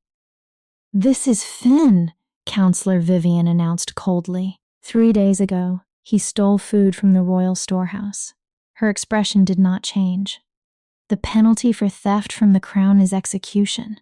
She looked directly at Arya. "What is your judgment?" Arya's breath caught. "Death." For food. The boy could not have been more than 16. His shirt hung loosely from his body, and each rib showed beneath the cloth. "Why did you steal?" Arya asked. "My lady," Vivian interrupted, "the trial requires judgment, not interrogation. I cannot judge without understanding." The authority in Arya's own voice surprised her. She turned back to the prisoner. "Finn, why did you take food from the crown?" His answer came as a whisper. "My sister," he swallowed. "She is 8. Our parents died last winter, and I could not find work. I tried, my lady. I swear I tried." His voice broke. "But she was starving. She was becoming weaker every day, and I could not watch her die." Arya opened her empathic senses. The truth of him struck her immediately. Desperation, fear, love, shame. There was no greed and no cruelty inside this boy. He was not a hardened criminal. He was a child trying to keep another child alive. "The law is clear," Thaddeus said. "Theft from the crown is punishable by death." His ancient gaze studied her. "Will you uphold the law or reveal weakness in your first judgment?" The trap became obvious. Mercy would allow the council to call her soft and incapable of difficult choices. Execution would make her a ruler willing to kill a starving boy for saving his sister. Then Cade's warning returned. When they force you toward an impossible choice, the answer may be to destroy the choice itself. "I find Finn guilty of theft," Arya declared. A murmur of satisfaction moved through the crowd. She continued before it could grow. "However, the punishment does not fit the crime." The crowd quieted. A child stealing food to prevent his sister from starving is not the true criminal. Arya's voice strengthened. "He is a victim of a system that allowed a royal storehouse to remain full while children went hungry." Whispers rippled across the grounds. Vivian's eyes narrowed. "The law does not provide. Then the law must change." Arya faced the council. "My judgment is this. Finn will serve the crown for 1 year, not in chains and not beneath an executioner's blade. He will work in the royal kitchens and learn a trade that allows him to provide for his sister with dignity." She looked toward the young prisoner. "His sister will enter the palace school. She will receive food, shelter, and an education." Then Arya turned toward the gathered kingdom. "And I will personally review the welfare laws so no other child starves while food sits behind royal locks." Silence stretched across the trial grounds. Arya held her breath. Had she passed? Or destroyed her chance in the first judgment? A wise decision, Cade's voice cut through the quiet. One that serves justice without abandoning mercy. His silver gaze shone with pride. "I approve." The crowd erupted into divided whispers, some skeptical, many approving. Thaddeus studied Arya for a long moment, then slowly nodded. Something resembling respect entered his eyes. "The first judgment is accepted," he gestured to the guards. "Bring forward the second prisoner." A female warrior stepped into the center. She was tall, scarred, and defiant. Blood remained dried across her armor. Even in chains, she met Arya's gaze without flinching. This is Captain Mira, another counselor announced. During a border skirmish, she disobeyed the direct order of her commander. He looked toward the crowd. Her insubordination resulted in the deaths of 3 soldiers under her command. The punishment for disobedience resulting in loss of life is execution. His attention returned to Arya. What is your judgment? Arya reached toward the warrior's emotions. What she found made her pause. Grief lived inside Mira. Anger, righteous conviction, but no regret for the choice itself. What order did you refuse? Arya asked. I was commanded to abandon a border village to enemy raiders, Mira replied. Her voice remained steady despite the silver around her wrists. The women and children would have been slaughtered. My commander called them acceptable losses and ordered us to preserve our strategic position, and you disobeyed. I took my unit to defend the village. Mira's jaw tightened. We saved more than 100 civilians. 3 of my soldiers died during the battle. Pain flickered across her face. I would make the same decision again. Even knowing the punishment? Arya pressed. Yes. Fire entered Mira's eyes. 100 lives for 3. Every time, a soldier exists to protect those who cannot protect themselves. Her conviction resonated through Arya's senses. Arya glanced toward Cade and noticed the tension in his jaw. Then she understood. This challenge was not only exposing Arya's judgment, it was exposing failures inside the kingdom. Who issued the order? Arya asked. That is irrelevant, Vivian said quickly. Too quickly. I disagree. Arya turned toward the council. Captain Mira risked herself to save more than 100 innocent citizens. Her soldiers died protecting the weak and should be honored. Her gaze sharpened. The true crime may be that she received an order to abandon those lives at all. Arya faced the prisoner again. Who was your commander? Commander Baltrich, Mira answered before anyone could silence her. Then she looked directly at Vivian. Counselor Vivian's son. The truth fell into place. This case had never been about justice. It was a cover for corruption. The council expected Arya to execute a hero and protect the family of a powerful counselor. My judgment, Arya declared, is that Captain Mira is not guilty? Vivian went rigid. She acted with courage and honor. She fulfilled the true duty of a Lycan warrior. Arya's voice carried across the grounds. The 3 soldiers who died will be honored as heroes. Captain Mira will be reinstated. She turned toward the auburn-haired counselor. Commander Baltrich will be investigated for ordering soldiers to abandon civilians. If found guilty of dereliction of duty, he will face the punishment required by law. You cannot. Vivian began to rise. I can. Arya's voice rang with an authority she had never heard from herself before. And I will, the counselor froze. A queen's duty is to protect every citizen of the realm, not to shield powerful families from consequence. Arya held Vivian's gaze. Would you argue otherwise, counselor? Vivian's mouth closed, her face flushed with rage, but any objection would expose her own interest. Cade rose from his throne-like chair. His smile was sharp and proud. Another wise judgment. Captain Mira is pardoned and reinstated with full honors. He looked toward the royal guards. Commander Baltrich will report for investigation immediately. The crowd responded more loudly this time. Approval began to outweigh doubt. Hope surged through Arya. The second judgment is accepted, Thaddeus announced. His expression had become harder to read. Bring forward the final prisoner. The third figure made Arya's blood turn cold.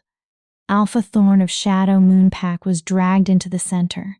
Silver chains wrapped his body and burned into his skin.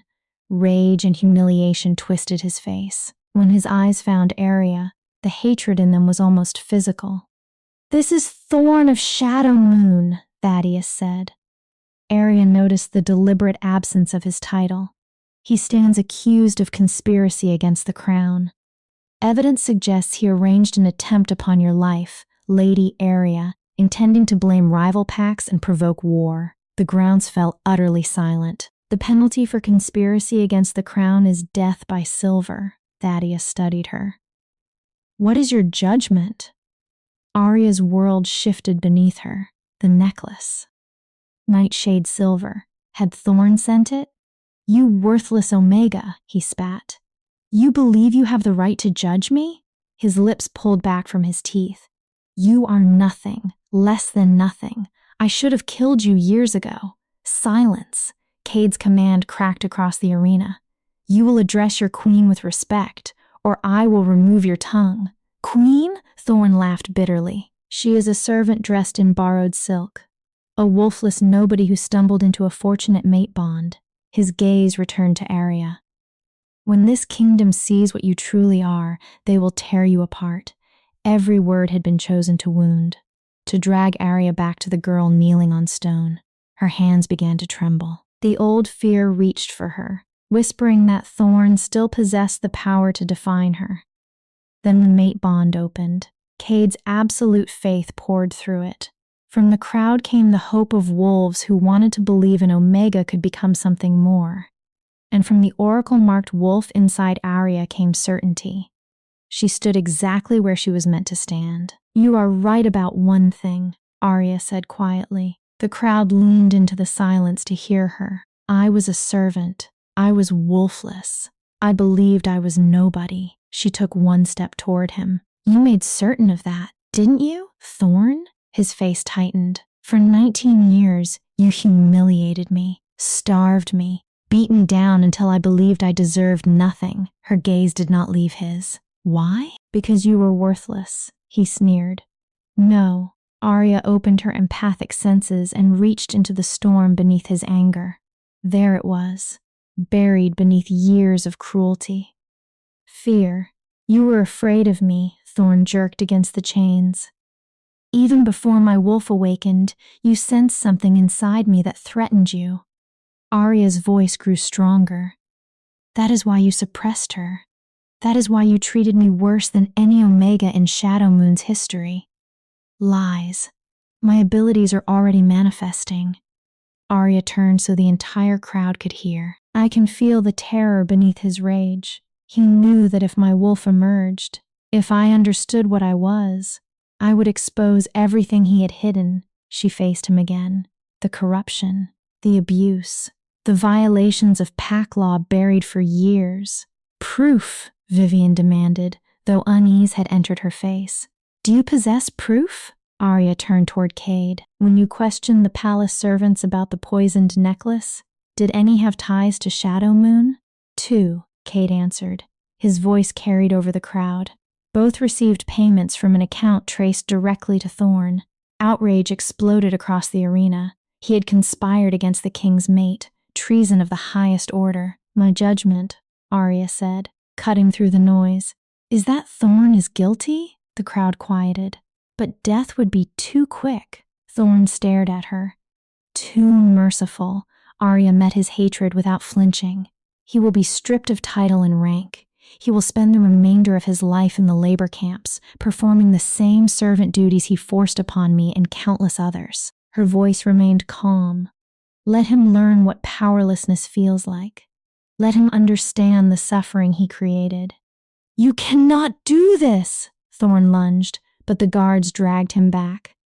I am an alpha! You cannot! You were an alpha, Arya corrected. Her gaze turned cold. Now you are nothing. She stepped closer. And every day, for the rest of your life, you will remember that the Omega you tried to destroy brought you down. The roar of approval became deafening. Validation struck Arya like sunlight after 19 years of darkness. She had done it. The third judgment is accepted, Thaddeus announced.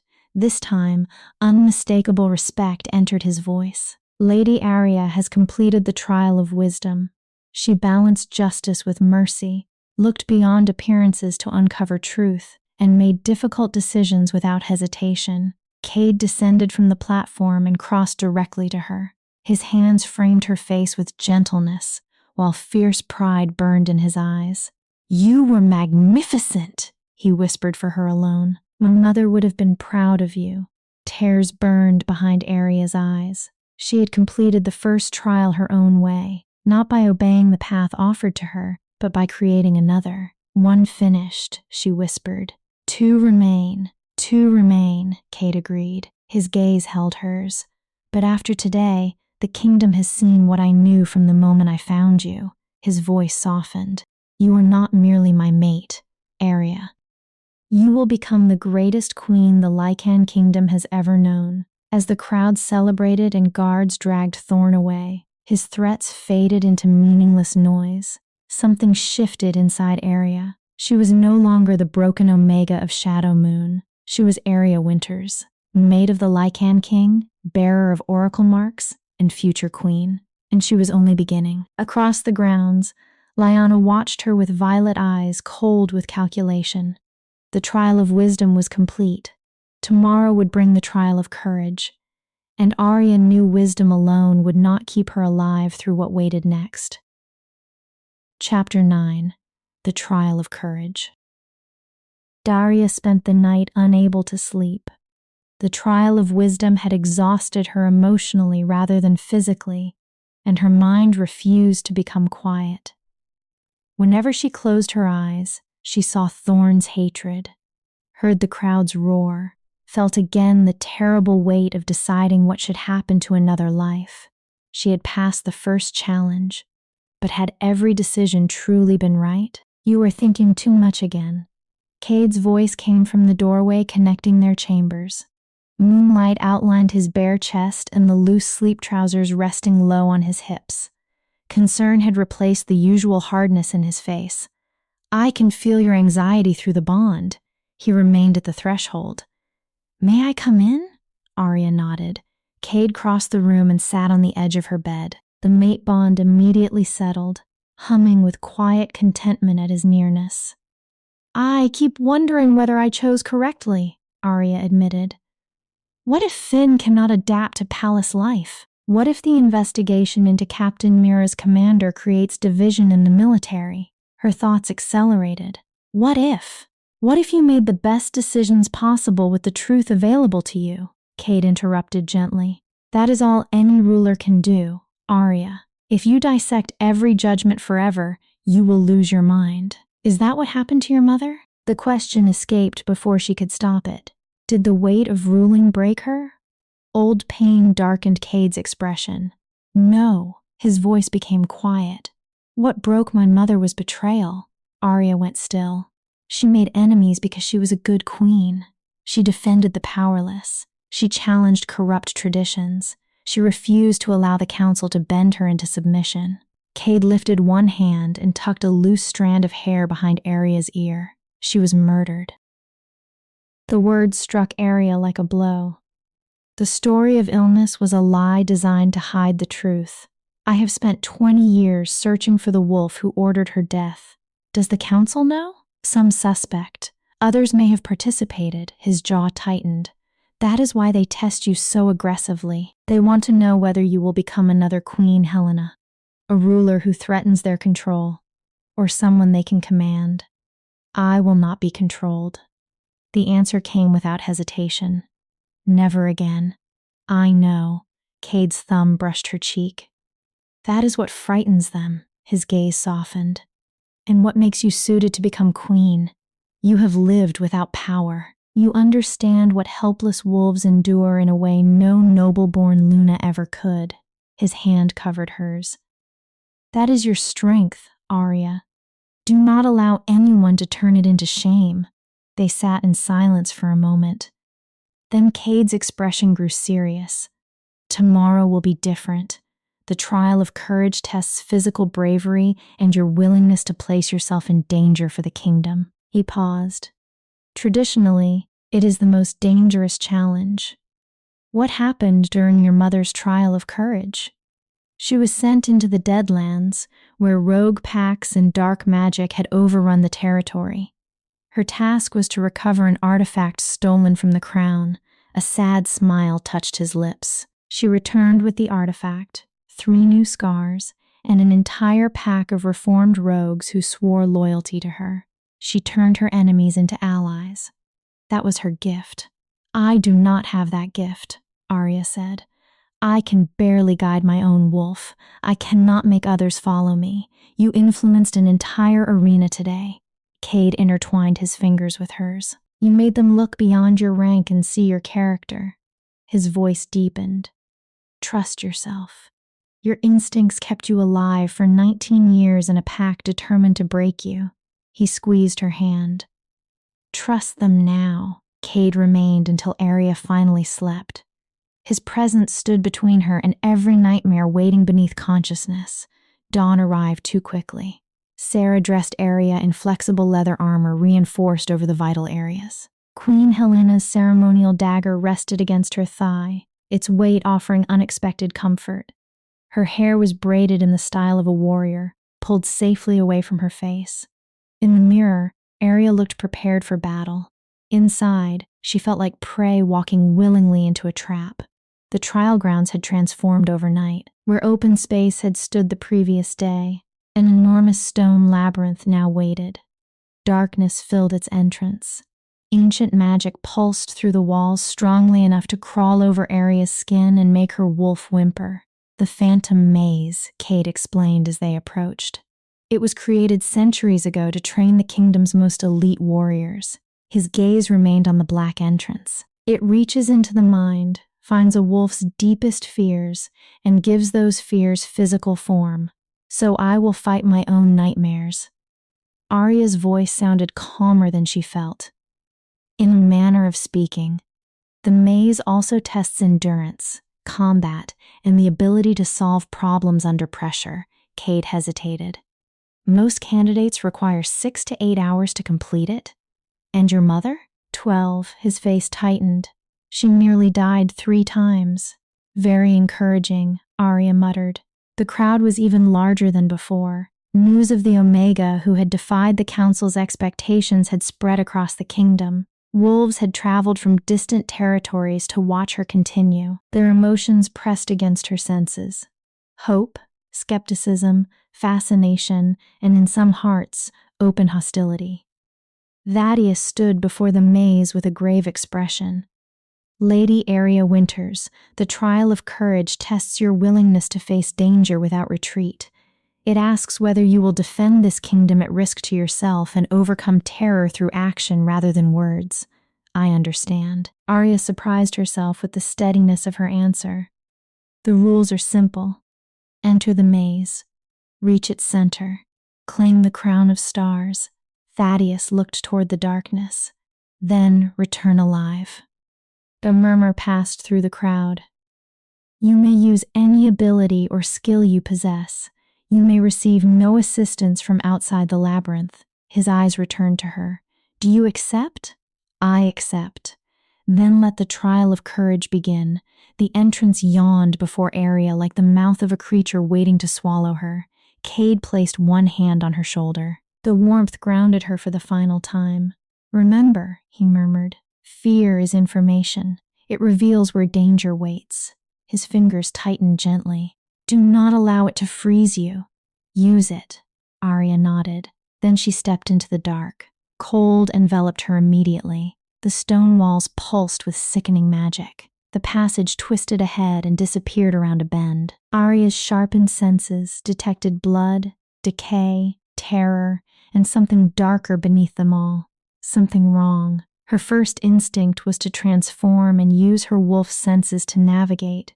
But when she reached inward, the maze pushed back. Her wolf whimpered and retreated, unable to come forward. The magic had blocked her shift. Of course, Arya whispered. That would have been too easy. She drew Helena's dagger and moved cautiously onward. The corridor divided. Left. Right. Both paths looked identical. Both radiated danger.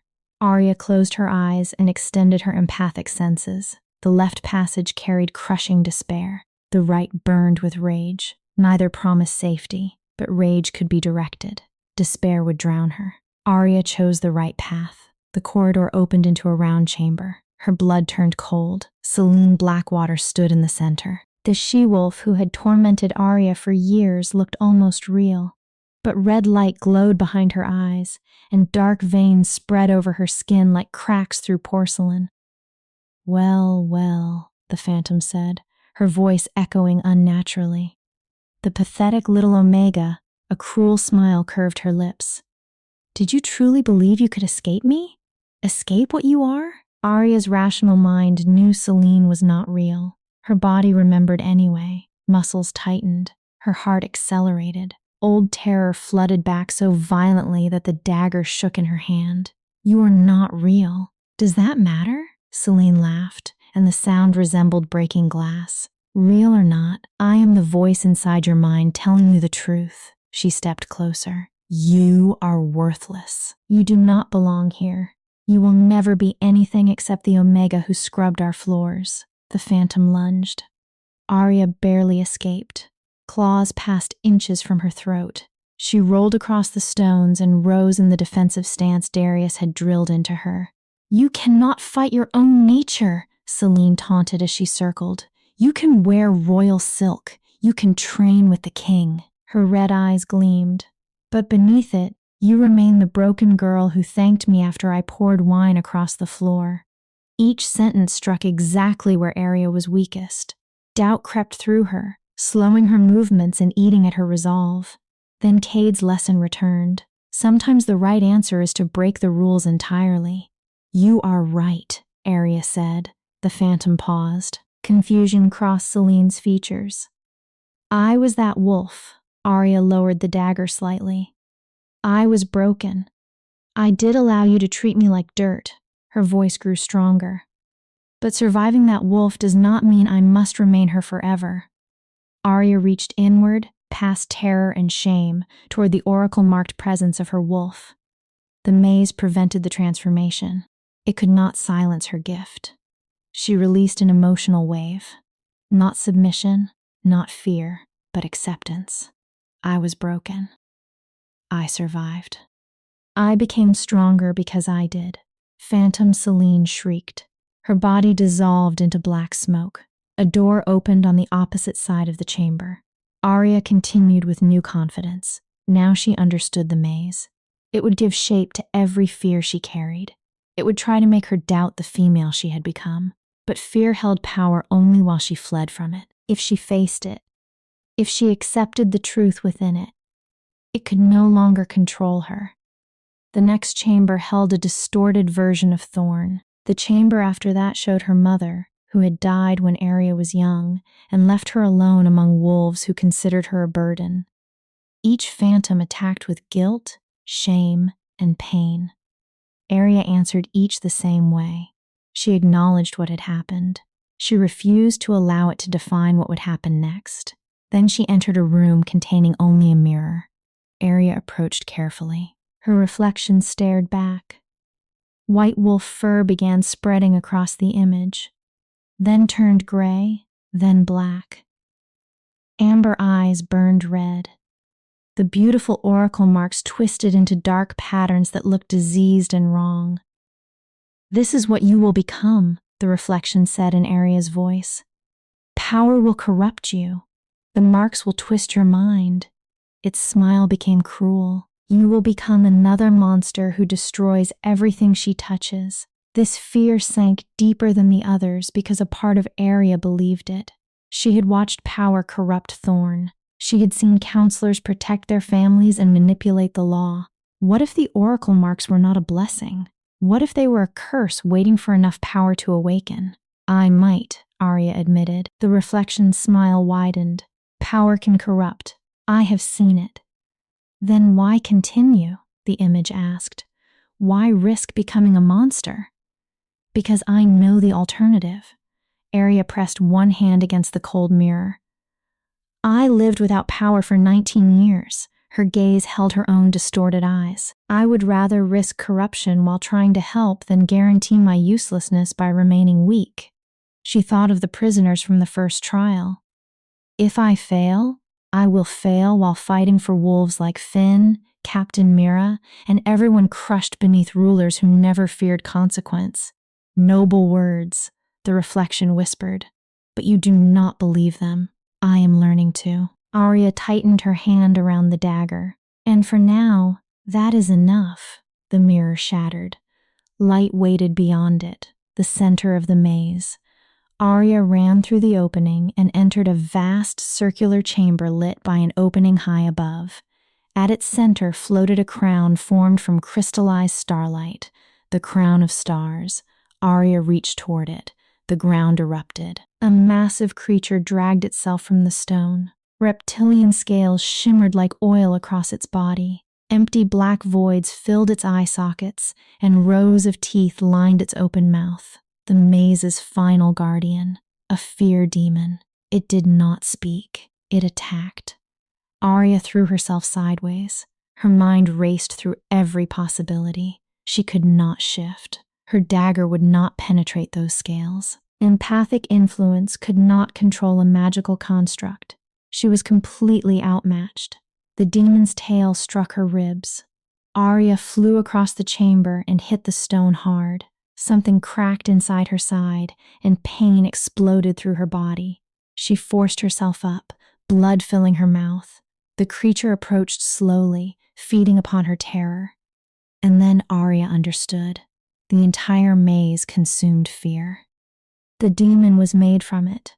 The more terrified she became, the stronger it grew.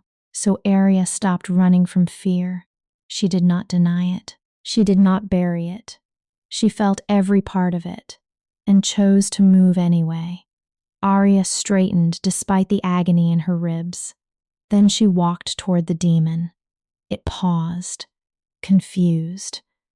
Arya opened her empathic senses and broadcast one pure emotion: courage, not the absence of fear. The choice to advance while fear screamed for retreat. The demon shrieked and lunged. Arya did not dodge. At the last moment, she dropped to her knees and drove Queen Helena's dagger into the stone floor. She poured every spark of oracle-blessed energy inside her into the blade. The ancient runes ignited. Silver light exploded across the chamber. The fear demon dissolved like smoke torn apart by wind. The crown of stars fell from its magical suspension. Arya caught it with trembling hands. She had reached the center. She had faced her deepest fears. She had claimed the crown.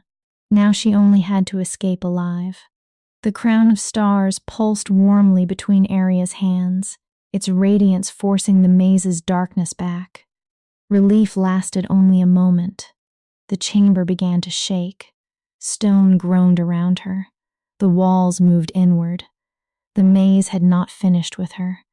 Arya pressed the crown against her chest and ran toward the passage she had entered through. It was gone. 3 new corridors twisted into shadow where only one had existed before. The labyrinth was changing its shape, closing around her, determined to keep the crown. And Arya, inside forever. Pain tore through her ribs with every breath. At least one had cracked beneath the demon's tail. Blood ran from a cut above her eyebrow, and exhaustion dragged at her limbs. She did not stop. She chose the center path on instinct and ran. The corridor turned, divided, and folded back upon itself. Sometimes it split into several routes. Sometimes it returned her to places she did not recognize. Her wolf senses remained suppressed, leaving only human intuition to guide her. Arya tried to remember the route she had taken inward. The maze had rearranged everything. Heavy footsteps sounded behind her, more than one set. Arya slipped into a narrow alcove as 3 armored figures marched past. They were not solid wolves, nor were they like the phantoms she had faced earlier. Their bodies flickered at the edges, yet they moved with military discipline. They were searching for her. Arya waited until they disappeared around the corner. Then she moved in the opposite direction as quietly as her injuries allowed. The crown's light made hiding almost impossible. She pushed it beneath her armor, muffling its glow against her body. A chamber opened ahead. Arya's heart sank. It was the same circular room where she had defeated Phantom Selene. She had traveled in a circle. "No," she whispered as panic rose. "No, no." Arya forced herself to breathe. The maze fed on terror and confusion. If she allowed panic to rule her, it would trap her forever. She needed another way. Arya closed her eyes and reached inward toward the oracle-marked wolf. She still could not shift, but the markings hummed beneath her skin, responding to her need. Then she felt it, a pull. A thin thread tugging at her consciousness. The mate bond. Cade waited beyond the maze. Dark magic could block her wolf, change the corridors, and create monsters from memory. It could not sever the force tying their souls together. If she followed that connection, it would lead her out. Arya opened her eyes and turned left, away from the route she had previously taken. The bond strengthened. She followed it. Phantom passages opened around her, attempting to lure her away, but Arya trusted the pull leading toward Cade. The armored guards appeared again. This time, they were closer. Arya pressed herself against the wall. There was no place to hide, and they advanced directly toward her. With cracked ribs and one ceremonial dagger, she could not defeat 3 armored constructs. She required another strategy. Arya reached for her empathic gift and projected confusion.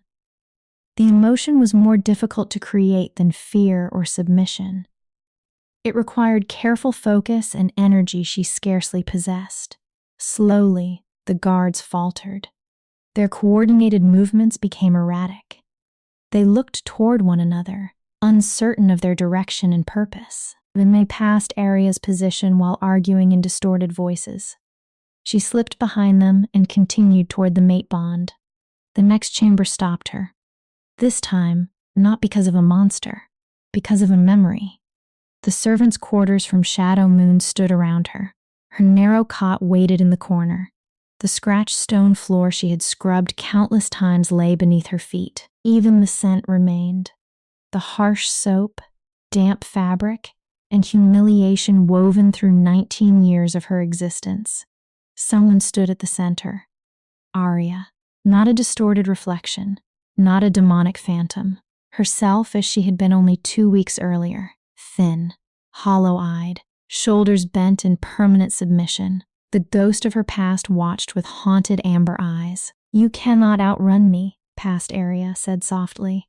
"I will always be inside you, reminding you what you truly are." "I know." Arya surprised herself with the tenderness in her voice. "You are part of me. You always will be." "Then how can you call yourself a queen?" The broken girl's eyes filled with pain. "How can you stand beside a king while I am still here?" Arya approached slowly, as though moving toward a wounded animal. "Because being broken does not make you worthless?" Past Arya trembled. "You survived when survival seemed impossible. You endured days that should have destroyed you." Arya's throat tightened. "That was not weakness. It was the strongest thing either of us could have done." The ghost's face crumpled. "I was afraid all the time." Her voice became the whisper of a frightened child. "I only wanted the pain to stop." "I know." Arya reached out. The moment her hand touched her former self's shoulder, tears spilled down her face. "But you continued. You carried us to this moment, to a place where we can become more than everything they said we were. What if I hold you back?" Past Arya asked. "What if you fail because of me? Then I will fail while honoring where I came from." Arya pulled the broken girl into her arms. "I will fail knowing I never abandoned the wolf who kept us alive when death might have been easier." Her embrace tightened. "You are not my shame. You are my strength." Arya closed her eyes.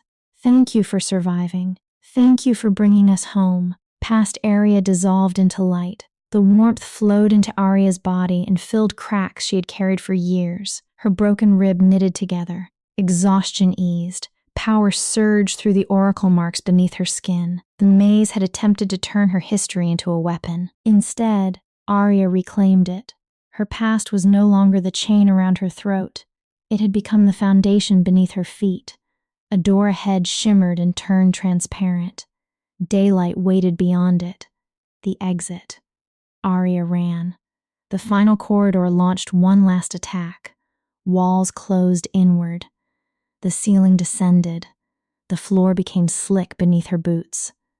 Arya did not slow. Though unable to shift, she drew upon her wolf's speed. The oracle marks burned silver beneath her skin. She burst through the opening as the corridor sealed behind her. Sunlight struck her face like a blessing. The crowd erupted. Thousands of cheers crashed over Arya so loudly that her ears rang.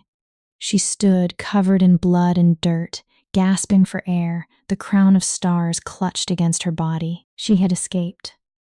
Then Cade reached her. Her legs failed, and he caught her before she touched the ground. His arms locked around her with the force of terror finally released. 7 hours, he said into her hair. His voice sounded rough. You were inside for 7 hours. Through the bond, I felt your fear, pain, and courage. He pulled her tighter. I have never been more terrified. A shuddering breath left him. Or more proud. Arya's voice was hoarse. Did I pass? Look, Cade turned her toward the arena. Every wolf was standing. They were not merely acknowledging her. They were celebrating her. Arya had entered the Phantom Maze as an Omega whose right to rule remained in question. She had emerged as a female whose courage no one could deny. Thaddeus approached. For the first time since Arya met him, the old counselor smiled openly. Lady Arya Winters, you completed the trial of courage in 7 hours, faster than any candidate in 50 years. He looked at the crown in her hands. You confronted your deepest fears, survived impossible danger, and claimed the crown of stars. His voice carried through the grounds. The council recognizes your courage and worthiness. 2 trials completed, Vivian said. Her expression remained sour. 1 remains. She rests first. Cade's voice held a warning. The trial of leadership will wait until tomorrow. Tradition requires 3 days between trials, another counselor pointed out. Then she receives 3 days. Cade allowed no argument. And any wolf who interferes with her recovery will answer to me. He lifted Arya into his arms. She protested weakly that she could walk. He ignored her. As Cade carried her toward the palace, the crowd parted. Wolves bowed as their future queen passed. Healers surrounded Arya the moment they reached her chambers. They treated her cuts, gave her tonics for pain and exhaustion, and declared that she required at least 1 full day of complete rest. I am fine, Arya protested while Sarah tucked blankets around her as though she were a child. They are only bruises. You fought a fear demon with broken ribs and won, Sarah replied firmly. You will rest, even if I must sit on you. Cade dismissed the healers and servants. When they were alone, he sat beside Arya and took her hand. You were extraordinary, his voice softened.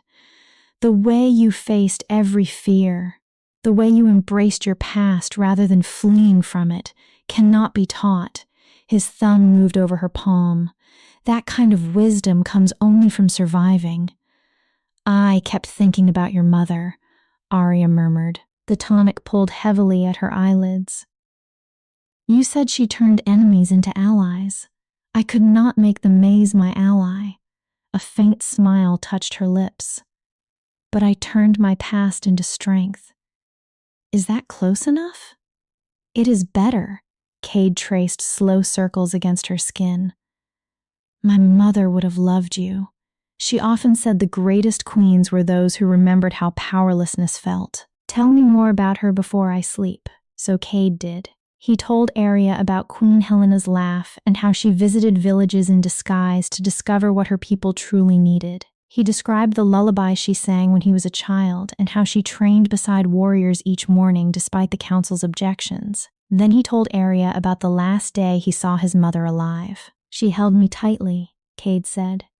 She told me never to let anyone make me forget compassion. His voice turned rough. I failed her. Arya fought sleep to look at him. After she died, I became exactly what the council desired. Cold, focused only on strength, conquest, and expansion. Pain entered his eyes. I forgot how to be anything except a king. And now? Arya whispered. Now I have a mate who reminds me that strength and compassion are not opposites. Cade leaned down and pressed a gentle kiss to her forehead. That power does not require cruelty. He remained close. Sleep, Arya. Dream of victory. His voice followed her toward darkness. In 3 days, You will face the final trial. After that, neither the council, tradition, nor the entire kingdom will be able to deny you were meant to become queen." Arya fell asleep with her hand still held in his. The crown of stars rested on the bedside table, casting soft light across the room. She dreamed of her white wolf running free beneath the moon, oracle marks blazing silver. She dreamed of standing beside Cade, not behind him, and never in his shadow, but as his equal. She dreamed of a kingdom where omegas were not called worthless, where character mattered more than rank, where a broken wolf could survive long enough to become queen. When Arya woke the following morning, Cade remained beside her. He slept in the chair, his hand still wrapped around hers. And Arya knew with a certainty born from the mate bond, the oracle marks, and something deeper than either that she would face the final challenge as she had faced everything else, with courage shaped by conquered fear, with strength forged through survival, with the knowledge that she stood exactly where she belonged. 2 trials were complete, 1 remained. The trial of leadership would decide whether Arya could inspire wolves to follow her, command their respect, and guide the kingdom toward a better future. As sunrise painted the sky gold and rose, confidence settled inside her, not the arrogant certainty of someone who had never fallen, the hard-earned assurance of someone who had fallen many times and learned how to rise. Let the final trial come. Arya was ready. Chapter 10. The Trial of Leadership. 3 days of preparation felt both endless and impossibly short. Arya trained with greater intensity than ever. Cade taught her how to project authority without relying on alpha dominance. He showed her how silence, posture, and certainty could command attention before a single order was spoken. Darius trained her mind for battle, how to read a field quickly, identify danger, and choose a strategy others could follow. Rowan taught her to study intention through body language, breathing, and the smallest changes in expression. Sarah drilled her in speeches and public presence. Professor Aldrich filled every remaining hour with examples of great leaders from Lycan history and the other shifter kingdoms. Yet the most important lesson came from a visitor Arya had not expected. On the evening before the final trial, Captain Mira waited outside her chambers. The warrior Arya had pardoned during the trial of wisdom stood at attention, her scarred face solemn. Lady Arya. Mira bowed deeply. "May I speak with you?" "Of course. Come inside." Arya gestured her into the room. Mira entered, but remained standing with the rigid bearing of a career soldier. "I came to thank you," she said, "and to offer you something." "You owe me, no thanks. You saved innocent lives." Arya's expression softened. "That is what heroes do." The former council would not have called it heroism. They would have executed me to protect Counselor Vivian's son. Mira's jaw hardened. "You accepted political consequences to deliver justice. That is the kind of leader warriors will die for. I would rather they live for me," Arya said quietly. Mira's expression changed. "That is exactly why they will." She stepped closer. "Tomorrow tests whether you can inspire loyalty and lead wolves into danger. Whatever the trial demands, you have mine." Arya stared at her. "And I am not alone," Mira continued. "Many wolves see what you represent." She counted the words slowly. "Change, justice, hope for those this kingdom has ignored." Warmth spread through Arya's chest. "Thank you, Captain. That means more than you know." After Mira left, Arya stood by the window and watched the moon rise over the palace. Tomorrow would decide everything. She had passed 2 trials, but the final challenge required something she had never possessed before: the ability to make others believe in her strongly enough to follow. "You are overthinking again." Cade's voice came from the adjoining door. He had begun leaving it unlocked, allowing him to reach her whenever anxiety flared through the bond. "I cannot stop," Arya admitted. "What if no one follows me? What if? Come here." It was not an order. It was an invitation. Arya crossed the room. Cade drew her back against his chest. wrapping his arms around her as they faced the moonlit window. "Do you know what leadership truly is?" he asked. "Telling wolves what to do? That is command." His chin rested lightly on her head. "Leadership is making wolves want to follow because they believe in your vision, your character, and your willingness to sacrifice for them." His arms tightened. "You have already shown all three, Arya. You need only trust that others have seen it. What if the council creates a trial I cannot win? Then you will find a way to win anyway." She felt his smile against her hair. "That is what you do. You have survived every impossible challenge placed before you." His voice softened. "Tomorrow will be no different." They stood together for a long time, drawing strength from the quiet until Arya finally felt able to face the dawn. The morning of the trial of leadership arrived cold and gray. Arya dressed in ceremonial armor, polished silver engraved with the symbols of the Lycan Kingdom. The crown of stars rested on a cushion beside her, its light subdued beneath the heavy sky. "You look like a queen," Sarah said while tightening the final strap. Her amber gaze met Arya's. "Whatever happens today, remember that you have already proven yourself to the wolves who matter." The trial grounds held an even larger crowd than before. Stories of the Omega who survived 2 impossible challenges had spread throughout the realm. Some wolves had come to support her. Others hoped to watch her fall. Their emotions pressed against Arya's empathic senses. Hope and hatred, curiosity and contempt, loyalty and doubt. It would once have overwhelmed her. Now she filtered the noise and held only what mattered. The council assembled on the raised platform. Something had changed. Lyanna stood among them in the formal robes of a council advisor. Her violet eyes met Arya's and promised resistance. "Lady Arya Winters," Thaddeus announced, "you stand before this kingdom having completed the trials of wisdom and courage." The crowd quieted. "Today you face the final and most important challenge." His voice carried across the arena. "The trial of leadership." No one moved.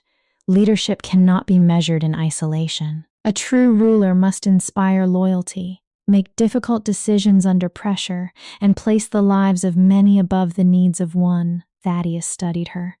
"This trial will test all three." "I am ready," Arya replied. "We shall see." Vivian stepped forward. Every instinct inside Arya whispered warning. "Your task is to command a team of warriors into the Shadow Woods and eliminate a rogue pack that has been attacking our border villages." A murmur moved through the crowd. "You will lead 10 soldiers. Success will not be judged only by the destruction of the rogues." Vivian's eyes narrowed.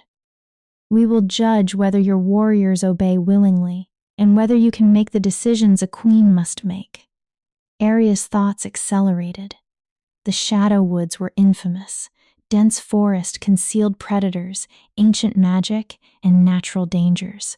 She would command experienced warriors who had no reason to respect an Omega.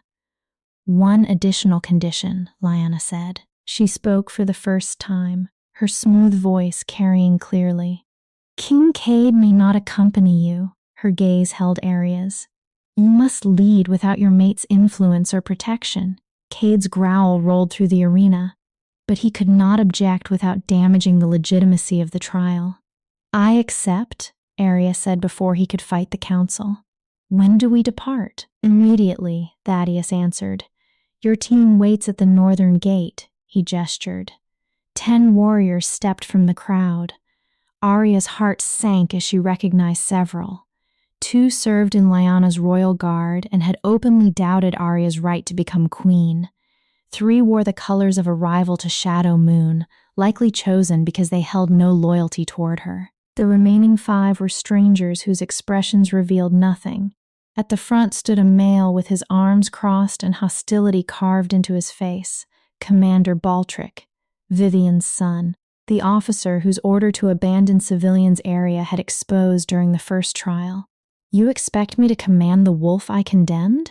Arya asked. The trap could not have been clearer. "We expect a queen to lead warriors regardless of personal history," Vivian replied smoothly. Unless you admit that petty resentment prevents you from serving the kingdom, the arrangement was perfect. If Arya refused, she would appear vindictive.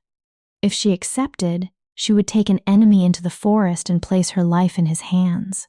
Commander Baltrich, Arya addressed him directly. Can you obey my orders? I can obey a legitimate authority, he replied. The insult was unmistakable. Whether you qualify remains uncertain. Good enough. Arya turned toward the entire team.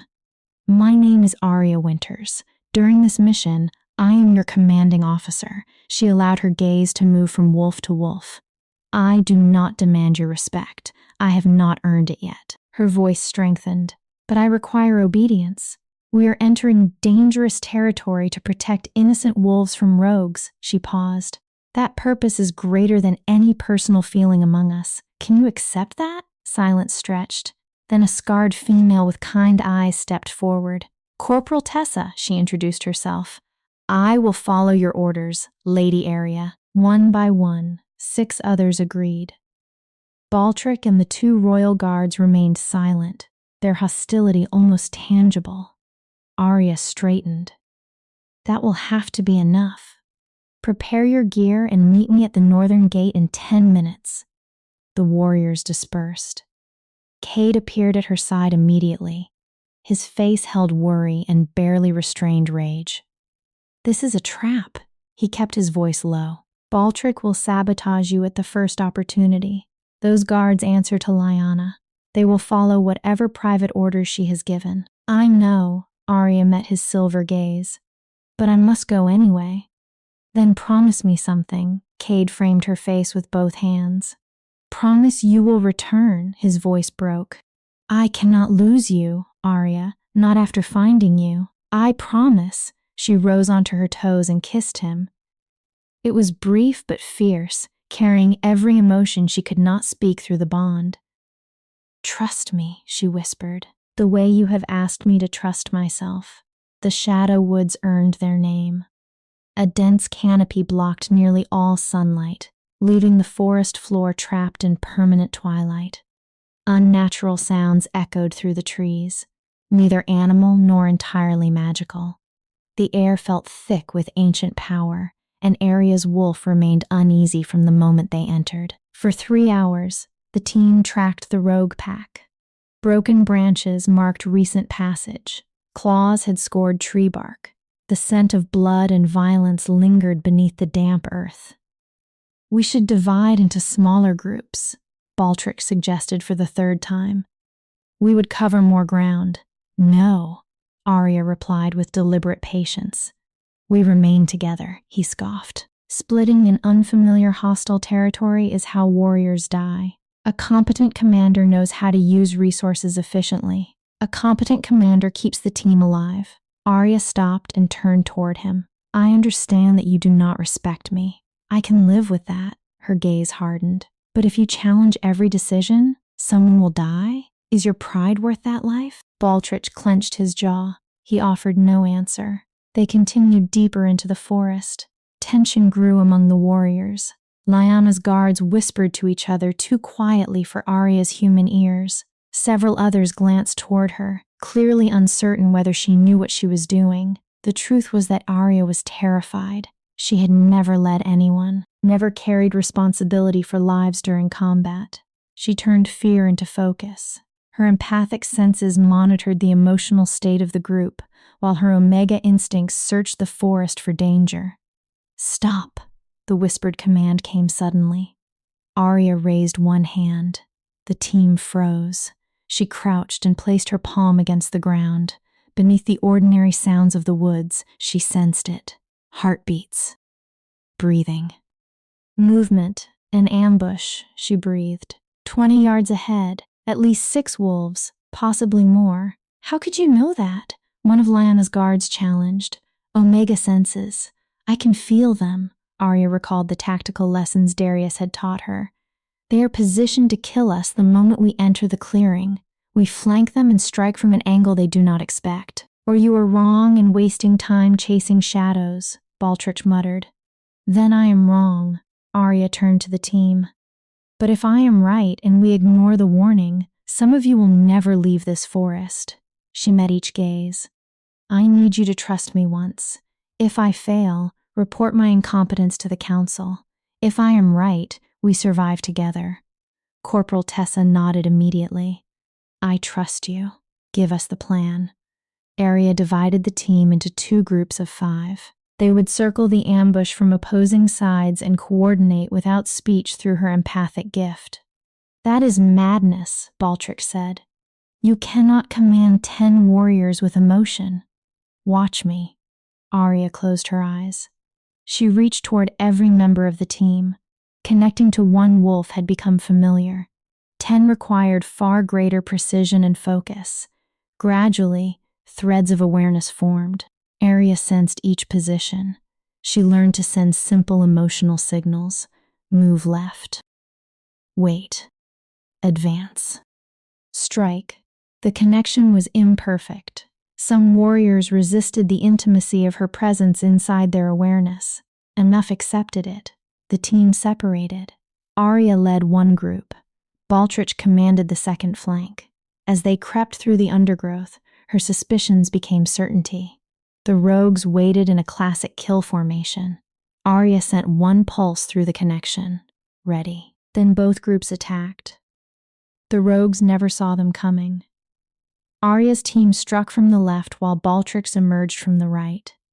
The ambush intended to slaughter royal soldiers collapsed into chaos for the rogues instead. The battle was violent but brief. Arya used her gift to make the 10 warriors move like a single pack rather than separate fighters. When one soldier was about to be attacked from behind, she sent a surge of danger and allowed him to dodge. When the rogues attempted to regroup, she projected confusion and shattered their formation. The effort drained her rapidly, but it worked. Within minutes, the surviving rogues fled deeper into the woods. Arya's team suffered only cuts and bruises. No one was seriously injured. Tessa stared at Arya in wonder. I have never felt anything like it. We moved as one pack, as though every wolf shared the same mind. That is what Omega gifts do, Arya replied, swaying with fatigue. They connect. They unite. They turn separate wolves into. An arrow hissed past her ear. Arya spun. A second wave of rogues emerged from the trees. At least 12. At their head stood an enormous alpha whose eyes glowed red with madness. Shield formation, Arya commanded. 7 warriors obeyed instantly. Baldric and the 2 royal guards hesitated. Their divided loyalty finally revealed itself. That single moment cost them. The rogue alpha crashed into the incomplete formation and scattered warriors like leaves. One royal guard fell with a scream. Baldric staggered backward, fear finally breaking through his hostility. Arya reached for Queen Helena's dagger. It would not be enough. They were outnumbered. Their formation had shattered. The alpha before them had surrendered completely to bloodlust. A leader's choice waited before Arya. She could order retreat and save most of the team, abandoning the fallen guard and failing the mission. She could command them to fight and risk every life. Or she could create another answer. Break the rules. Arya stepped between the rogue alpha and her scattered warriors. She dropped the dagger. Then she spread her arms and exposed her throat in the ultimate act of submission. Stop. Oracle power carried the command across the forest. I challenge you, the rogue's lips peeled back. Alpha to alpha. You are not an alpha, he snarled. You are prey. I am an oracle marked Omega, mate of the Lycan King and future queen of this kingdom. Arya's voice did not tremble. I challenge you for leadership of your pack. Traditional combat, one opponent against one opponent. She held his red gaze. Winner claims all. The rogue alpha paused. Confusion flickered through the madness. Do not be a fool, Baldric hissed. He will tear you apart. Probably, Arya admitted. Her eyes remained on the alpha. But the challenge gives you time to regroup and protect the wounded. She looked briefly toward her warriors. That is what leaders do. They placed themselves between danger and their people. Understanding moved across several faces. This was no longer about defeating the rogue pack. Arya was proving she would die before abandoning those under her command, even the wolves who despised her. I accept, the rogue Alpha growled. When I finish killing you, I will slaughter the others. We will see.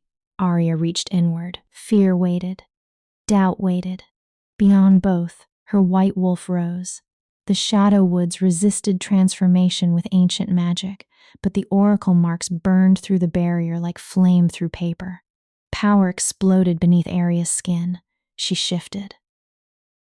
Chapter 10. The Trial of Leadership, Part 2. Arya's white wolf burst into the clearing in a blaze of silver light. The oracle marks that vanished beneath her human skin now burned across her fur like liquid moonlight. She stood barely half the rogue Alpha's size, yet the power rolling from her forced several rogues to stagger backward in instinctive submission. The Alpha circled her. Saliva dripped from his enormous jaws. Pretty markings will not save you, little wolf, he attacked. Arya twisted away. She could never match his strength, but she did not need to. Her smaller body gave her speed, agility, the ability to remain just beyond his teeth. She needed only to survive until her team regrouped. Through the empathic connection, Arya felt Tessa rallying the others. The corporal pulled the scattered warriors into formation and moved the wounded behind them.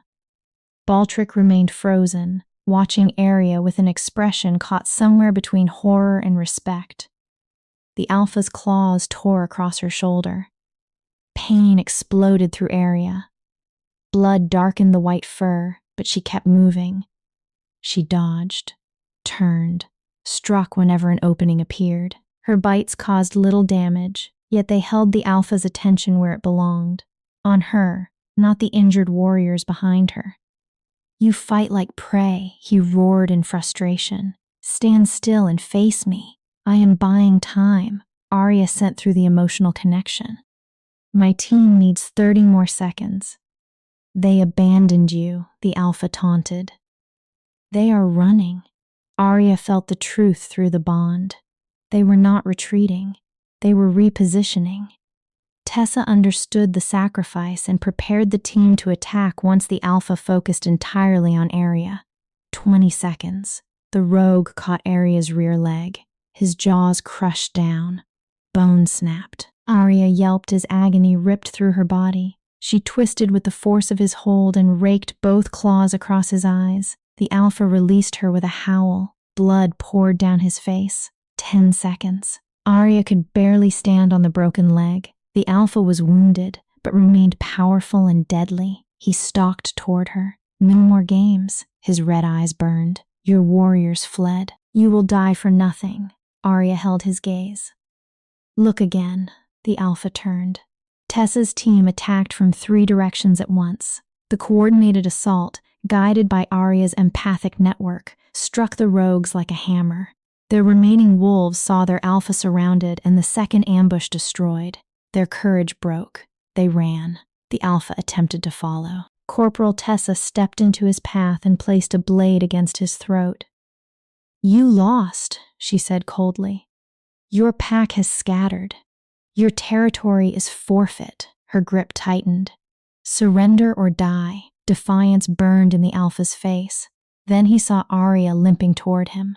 He saw the oracle marks still blazing across her bloodied white coat. He saw a team that had rallied behind the Omega even after entering the forest determined to doubt her. The Alpha lowered his head. Submission. Arya shifted back. The injuries followed into her human body. Her leg remained broken. Her shoulder had been torn open.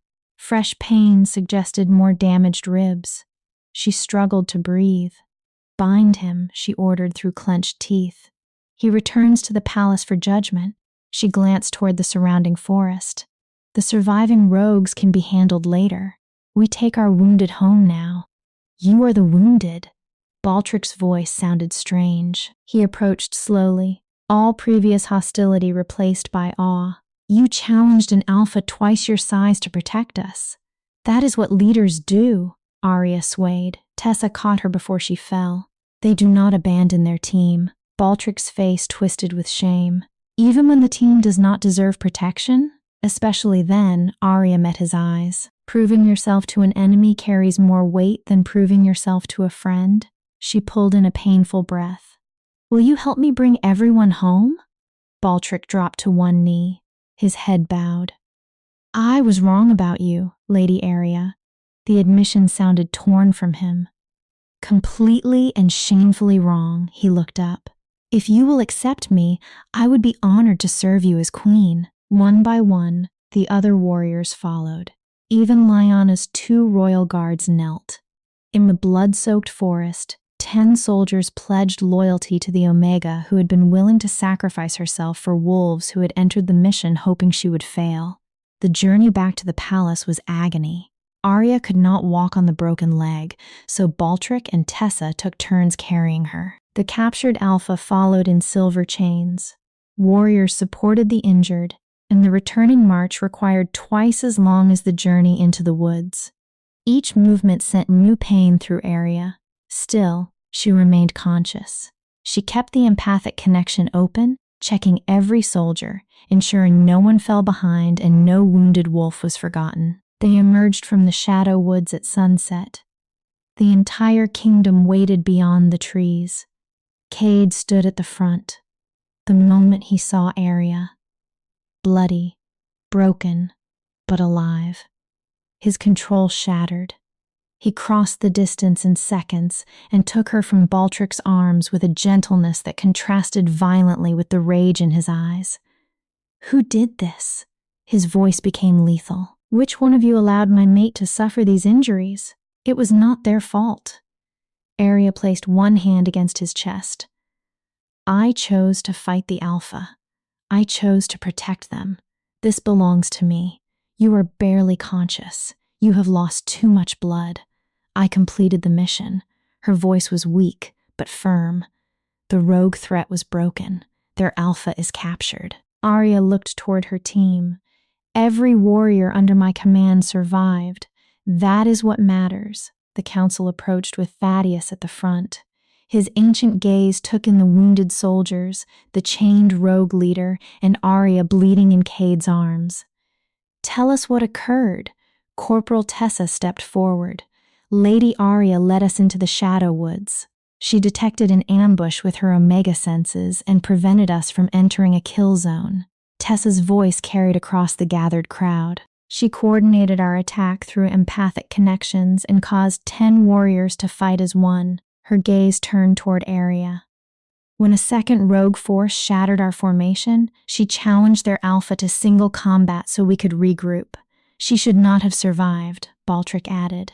His voice was rough with emotion. The Alpha had twice her size and 3 times her strength. She used speed, intelligence, and oracle power to keep him occupied until we executed the attack she had planned through the connection. He faced the council. She sacrificed herself so we could live. And then? Vivian demanded sharply, searching for some failure to seize. And then we won. One of Lyanna's royal guards answered. All hostility had vanished from his face. Because Lady Arya showed us that leadership is not being the strongest wolf or holding the highest rank. His voice strengthened. It is being willing to die for those you lead. Thaddeus looked toward the remaining warriors. Do you all agree? Yes, counselor, they answered together. The old Lycan turned toward the crowd. Then it is the judgment of this council that Lady Arya Winters has passed the trial of leadership. His words rang across the kingdom. She demonstrated wisdom, courage, and the power to inspire loyalty even among those who doubted her. Thaddeus's gaze returned to Arya. She has proven herself worthy of the title of queen. The crowd erupted. One formality remains, Thaddeus continued, drawing an ornate scroll from his robes. The council must vote to recognize her formally as queen of the Lycan Kingdom. He surveyed the assembly.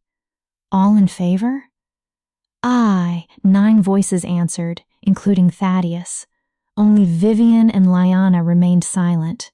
The vote passes. For the first time, Thaddeus smiled with genuine warmth. Lady Arya Winters, by the authority of this council and before the kingdom assembled here, you are recognized as Queen of the Lycans. made of King Cade and bearer of the moon goddess's blessing. Cade tightened his arms around her. "You did it," he whispered. His voice broke with pride. "Your queen, Arya." "My queen, about time," she murmured. Then the world went black. Arya collapsed from blood loss. She woke 3 days later. Moonlight filled the dark room. Her body ached, though the sharp agony had faded into the deep throb of healing injuries. Soft blankets covered her, carrying Cade's scent. "You are awake." His voice came from the chair beside the bed. In the dim light, Arya saw how terrible he looked. Dark circles marked his eyes. His hair was disordered. Exhaustion had carved through every royal defense. "Finally," he leaned forward. "Do you know how terrifying it is to feel your mate's life force flickering for 3 days?" "Sorry," Arya croaked. Her throat was painfully dry. Cade was beside her instantly, holding water to her lips. When she finished, he set the glass aside and took her hand. His thumb moved in slow circles over her palm. "The healers expect a complete recovery. Your leg has mended. The shoulder wound is closed. Your ribs are healing." His voice cracked. "You will remain sore for another week, but you will survive." He stared at their joined hands. "You frightened me, Arya. When I saw you carried from those woods covered in blood," his jaw tightened. "I believed I had lost you. It takes more than one rogue alpha to kill me." Arya attempted a smile, though even her face hurt. "Did I truly pass all 3 trials?" "You did more than pass." Cade lifted her hand and kissed her knuckles. "You changed what the trials mean." His eyes warmed. "In the 3 days since the final challenge, 17 Omegas from across the kingdom have asked to train for positions of authority."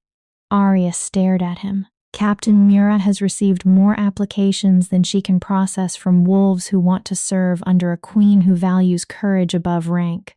A faint smile touched his mouth. "Even Vivian has been forced to admit you earned the crown." "What about Lyanna?" Cade's expression darkened. "That conversation waits until you are stronger." His voice became cold. "For now, understand that she has been neutralized." Arya wanted details, but exhaustion dragged at her again.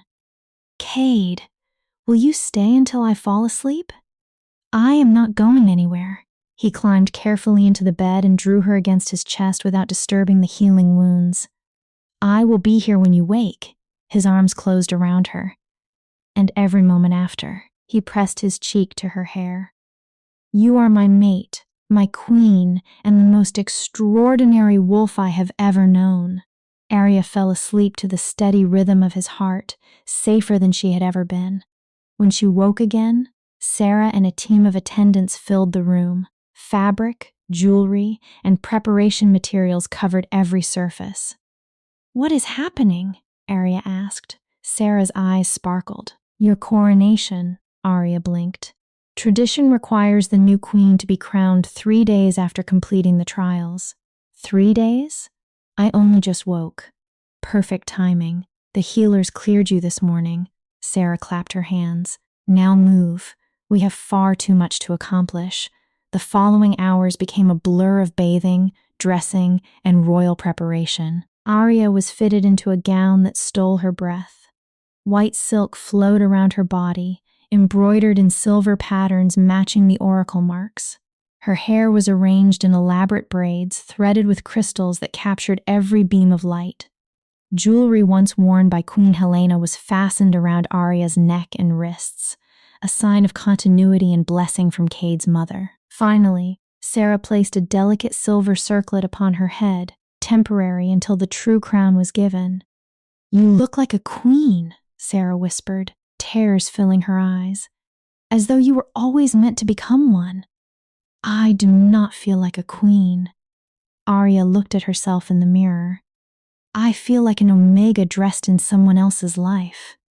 "That is humility." Sarah squeezed her hand. "And it is one reason you will become a great queen." She smiled through the tears. "Come, your kingdom is waiting." The coronation hall overflowed. Wolves filled every chair, lined every wall, and stood in every open space. When Arya entered on Cade's arm, they rose as one and began the traditional Lycan hymn of welcome. She walked down the center aisle beneath thousands of eyes. Some held hope, others curiosity. A few remained skeptical, but none looked at Arya with the contempt she had known at Shadow Moon. The council waited at the front. Thaddeus held the true crown of stars, the artifact Arya had carried from the Phantom Maze. It now rested within a silver frame and held jewels representing every territory of the Lycan Kingdom. "Arya Winters," Thaddeus called. His voice filled the hall. "You completed the 3 trials of queenship." He lifted the crown. "You demonstrated wisdom through judgment, serving both justice and the needs of the kingdom." The gems caught the moonlight. "You demonstrated courage by facing your deepest fears and emerging victorious." His gaze moved toward the warriors who had followed her from the Shadow Woods. "You demonstrated leadership by inspiring loyalty even among those who entered your service doubting you." Thaddeus raised the crown higher. "Do you swear to rule with wisdom, courage, and compassion?" Arya lifted her chin. "To protect the weak and challenge the powerful? To speak for those without a voice and shield those unable to fight?" The hall became silent. "To place this kingdom before yourself, now and always?" Arya's answer rang clear. "I swear." Then by the authority of this council, by the blessing of the moon goddess whose marks you bear, and by the will of the kingdom gathered here, Thaddeus lowered the crown. "I crown you Arya Winters, Queen of the Lycan Kingdom." The crown of stars settled upon her head. Reality shifted. The oracle marks beneath Arya's skin ignited. For the first time in human form, silver light traced the divine patterns over her arms and throat. The mate bond flared between her and Cade, stronger than ever, binding them not only as mates, but as rulers who would stand together. Cheers exploded through the hall and shook the windows. Cade took Arya's hand and raised it above them. "Your queen!" he shouted. His silver eyes blazed. "Our queen! Our queen!" the kingdom roared back. "Long live Queen Arya!" Wolves she had never met shouted her name. The council bowed. Even Vivian lowered her head with genuine respect. Tears streamed down Arya's face. She had done it. The worthless Omega of Shadow Moonpack had become queen of the Lycan Kingdom. But as Arya looked across her people and felt the weight of the crown, she understood that this was not an ending. It was a beginning. The beginning of a reign that would change everything. Chapter 11. The Queen's Reign. The coronation celebration continued until dawn. Arya danced with Cade beneath silver lights, accepted congratulations from hundreds of wolves, and delivered her first official speech as queen. She promised to build a kingdom where character mattered more than rank, where birth did not determine destiny, where every wolf possessed value, regardless of station. The people loved her words. The council looked nervous, and before the ceremony ended, Lyanna disappeared. When Arya finally returned to her chambers, now formally called the Queen's Suite, Cade was waiting.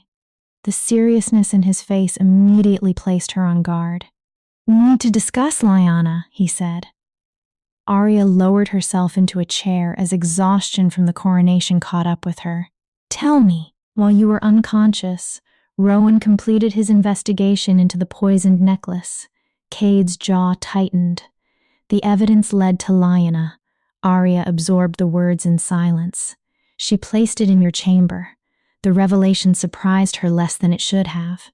"She wanted me gone. She wanted you dead." Silver rage flashed through Cade's eyes. "For 10 years, she served beside me. I trusted her, relied upon her," his hands curled. "And she was willing to murder my mate to preserve her ambition. What happened to her?" "I offered a choice." His expression became grim. She could face execution for treason or accept exile and never return to Lycan territory. Which did she choose? Exile. She left 2 days ago with several loyalists. Cade knelt before Arya's chair and took her hands. "But understand this. Lyanna is intelligent, dangerous, and resourceful. Now she also possesses a personal hatred for you. So she will return, Arya said, after she gathers enough support and believes she can win. Yes, regret moved through the bond. I brought danger to you by trusting the wrong wolf. You could not have known. Arya tightened her hands around his. When Lyanna returns, we will face her. Her gaze held his. Together, together, Cade agreed. Then vulnerability entered his expression. There is something else we must discuss. Arya's heartbeat quickened. The mate bond, they had avoided the subject for weeks. Completing the bond would require full acceptance. The mating bite, permanent intimacy, and a connection far deeper than the thread already joining them. Tradition expects us to complete it immediately after the coronation, Cade said. But I will not pressure you. His voice was careful. You have survived more in these weeks than most wolves endure in a lifetime. If you need time, I do not. The answer came with more confidence than Arya felt. I need you, Cade went still. I kept running from the bond because I was afraid, she continued. Afraid of being owned again. Afraid I would lose myself, her voice softened. Afraid I would never be enough. She raised his hands to her heart. But you showed me that this is not ownership. Arya looked into his silver eyes. It is partnership. It is, Cade whispered. Completing the bond will not erase you. It will only strengthen what already exists, he explained the changes quietly. You will feel my emotions more clearly. I will feel yours. We will be able to communicate mind to mind. His gaze remained steady. The physical bond will make the connection permanent, but you will still be Arya, the queen who challenges me and demands I become better. Arya rose and pulled him to his feet. Then tonight, his eyes ignited. No more waiting, no more fear. She took one step closer. Only us. Are you certain? I have never been more certain of anything. Cade lifted her into his arms as the first light of dawn touched the horizon. He carried her into the bedroom and laid her gently upon the bed. His hands traced the silver oracle marks glowing softly across her skin. Their lips met in a kiss filled with promise, surrender, and forever. The bond surged between them. What followed was both tender and consuming. Cade honored every scar and every mark of survival upon Arya's body. Beneath his touch, she felt cherished rather than possessed, desired, protected, and loved in ways she had never believed possible. When his teeth finally sank into the place where her neck met her shoulder, the mating bite sealed their bond. Arya cried out, not from pain, but from overwhelming joy. The connection snapped fully into place. Suddenly, there were no walls between them. Arya felt Cade's love, fierce, absolute, and all-consuming. She felt his pride in the female she had become and his unshakable certainty that the moon goddess had given him the perfect mate. Through the same bond, Cade received everything within her: love, trust, complete acceptance. They were no longer two souls connected by a fragile thread. They became one whole, balanced, joined, and stronger together than either could be alone. Afterward, they lay wrapped in the sheets. Arya traced the ancient tattoos across Cade's chest. I can feel your thoughts, she said with wonder. Not every word, more like impressions and emotion. It moves both ways. Cade played gently with her hair. I feel your happiness, your peace. A faint smile touched his lips. It is intoxicating. Was this how your parents felt? According to my mother's journals, yes. His eyes became distant. She wrote that completing the bond with my father felt like recovering the missing half of her soul. He looked toward the window. Even during their worst arguments, she felt his love through it, constant and absolute. I wish I could have known her. She would have loved you. A sad smile appeared. She probably would have tried to adopt you within 5 minutes. My mother always chose the wolves everyone else overlooked. Like me, like both of us. Cade pulled her closer. But you are no longer the underdog, Arya. His voice held quiet pride. You are a queen, he kissed her temple. My queen. and you will change this kingdom in ways that frighten the council and inspire everyone else. No pressure, then. Arya smiled. They slept as dawn became morning, surrounded by the warmth of their newly completed bond. When they finally left the suite that afternoon, matching mating bites visible against their skin, the palace was already alive with urgent activity. Sarah met them with an apologetic expression and a list in her hands. Your Majesties, forgive the interruption, but several matters already require the Queen's decision. Arya had held the title for less than a day. A queen's work never ends, Cade said sympathetically. What matters? Arya asked. Sarah consulted the page. Representatives from 3 border packs have requested an audience with Queen Arya specifically. They wish to discuss protections and rights for Omegas, she continued.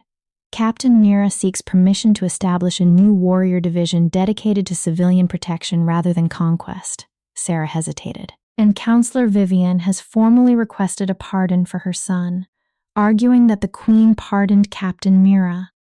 Arya's mind moved quickly. None of the matters were simple. Each decision carried political consequence and would establish expectations for her reign. Tell the border representatives I will meet them tomorrow afternoon, she decided. Use the throne room. The entire court should hear the discussion, Sarah nodded. Approve Captain Mira's request in principle. Ask her to submit a full proposal outlining structure, training, and funding. Then Arya considered Vivian. This was not a trial created by the council. It was the first true test delivered by the kingdom. How would Queen Arya respond when a powerful counselor attempted to turn mercy into a weapon? Tell Counselor Vivian I will review Commander Baltric's case personally. Arya's voice remained measured. Remind her that Captain Mira received a pardon because she disobeyed an order in order to save innocent lives. She met Sarah's gaze. If Baltric demonstrates the same selfless service, clemency may be considered. Her expression hardened. Until then, the investigation continues. Sarah smiled with approval. Yes, Your Majesty, she hurried away. Cade wrapped one arm around Arya's waist. Brilliant. He looked proud. You left the possibility of mercy open while making it clear that mercy must be earned rather than demanded. His smile sharpened. Vivian cannot object without appearing selfish. I learned by watching you, Arya admitted. You know how to balance fairness with strength. No, love. Cade kissed her temple. That was entirely you. I tend to rule through fear. His expression softened. You are teaching me another way. The rest of the day became a storm of royal duties. Arya met officials, signed decrees, heard petitions, and began to understand the weight she had accepted. Every decision touched real lives. Every word carried consequence. It exhausted her. It frightened her. It felt exactly like the place she was meant to stand. That evening, Arya walked onto a balcony overlooking the capital. Lights flickered throughout the city below. Each represented wolves working, loving, struggling, and surviving. Her subjects, her responsibility. Having second thoughts, Cade joined her with 2 glasses of wine. Third and fourth thoughts, Arya accepted one gratefully. What if I am not ready? What if I make a terrible decision and innocent wolves suffer? Then you learn and choose better next time. Cade looked over the city. That is what good rulers do. He lifted his glass toward the kingdom. When I look down there, I see territory, resources, power, and strategic position. His gaze shifted to Arya. Do you know what you see? What? People. He moved closer. Wolves with stories, dreams, and pain. That is your gift. His voice deepened. You remember powerlessness, so you will never treat power carelessly. Behind every law, you see the life that law will change. Cade wrapped one arm around her. And when that is not enough, you will have me. Through the completed bond, Arya felt his certainty in her. We are partners now. Your burdens belong to me. Your victories belong to me. He rested his forehead against hers. We rise or fall together. Arya leaned into his warmth. I want to create something that matters. What? Real protection for omegas across the kingdom. The ideas poured out. Not only laws forbidding abuse, but support systems, education, skills, training, paths to advancement that do not force them into servitude. She turned toward him. And I want a council representing lower-ranking wolves. A direct voice at the highest level of government. Cade said nothing for several heartbeats. Arya wondered whether she had moved too quickly. Then he smiled. Not the controlled curve of a king. A genuine grin filled with pride. Do it. He turned her fully toward him. Draft every proposal. I will support them. His silver eyes shone. This is why the moon goddess chose you. Not despite your past, but because of it. He touched her cheek. You will create a realm where wolves like you do more than survive. His voice softened. They will thrive. Over the following weeks, Arya gave herself completely to the work. Representatives from the border packs did not merely request Omega protections. They asked permission to send their Omegas to the capital for training. Stories of Queen Arya's gifts had spread. Across the kingdom, Omegas began imagining futures they had never believed available. Captain Mira's Civilian Protection Division received approval and immediately attracted volunteers from packs that had valued only offensive warriors. To everyone's surprise, Commander Baltrick requested a place beneath Mira's command. The Shadow Woods had changed him. He wanted the opportunity to prove he could become better than his past mistakes. Arya also created the Common Council, a body of elected representatives from non-alpha ranks who would advise the crown on laws affecting ordinary wolves. The traditional council hated it. The kingdom loved it. She reopened the investigation into Queen Helena's death. With Rowan's help, Arya uncovered evidence linking the poisoning to several council members who had since died or retired. The truth sent shockwaves through the political establishment. It also gave Arya the authority to remove corruption that had survived for 20 years. Not every wolf welcomed the changes. Some alphas complained that Omegas were receiving too much influence. Traditionalists accused Arya of dismantling centuries of hierarchy. Rumors claimed the Omega Queen was making the kingdom soft. Then the rogues attacked. 200 descended upon a border village beneath cover of night. They brought fire, violence, and an open challenge to the new queen's strength. Arya and Cade personally led the response. The rogues expected an inexperienced ruler. They did not expect Arya to connect an entire army through empathic bonds, turning separate units into one coordinated force. They did not expect Mira's Civilian Protection Division to have trained villagers in basic defense, making terror far more difficult. And they never imagined Queen Arya could shift into an oracle-marked wolf and release emotional waves powerful enough to force half their army into surrender without a fight. Terror and confusion broke the rogue formation. The battle ended in less than an hour. The few who escaped carried one message throughout the realm. The Omega Queen was not weak. She was something new. Something powerful enough to rewrite the meaning of strength. After that victory, the complaints quieted. Results spoke more loudly than tradition, and Arya's results could not be denied. 3 months after the coronation, Arya stood in the throne room with Cade beside her and delivered her first official State of the Kingdom address. When I entered this palace, she began, I was an Omega who had spent her entire life being told she was worthless. Her voice was calm and strong.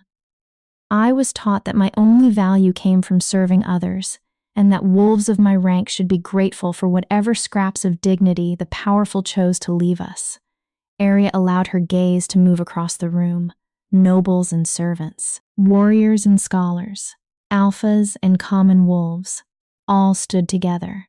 But these months as your queen taught me the truth, she stepped forward. Strength does not come from rank or title. It comes from resilience, from surviving what should have broken you. Her voice carried to the farthest wall. It comes from choosing compassion when cruelty would be easier. Pride and love flowed through the mate bond from Cade. This kingdom was built upon hierarchy and dominance. For centuries, that system created order. Arya paused. It also abandoned wolves whose value was never recognized. Potential was wasted. Voices were silenced. Gifts were buried because they appeared in the wrong rank.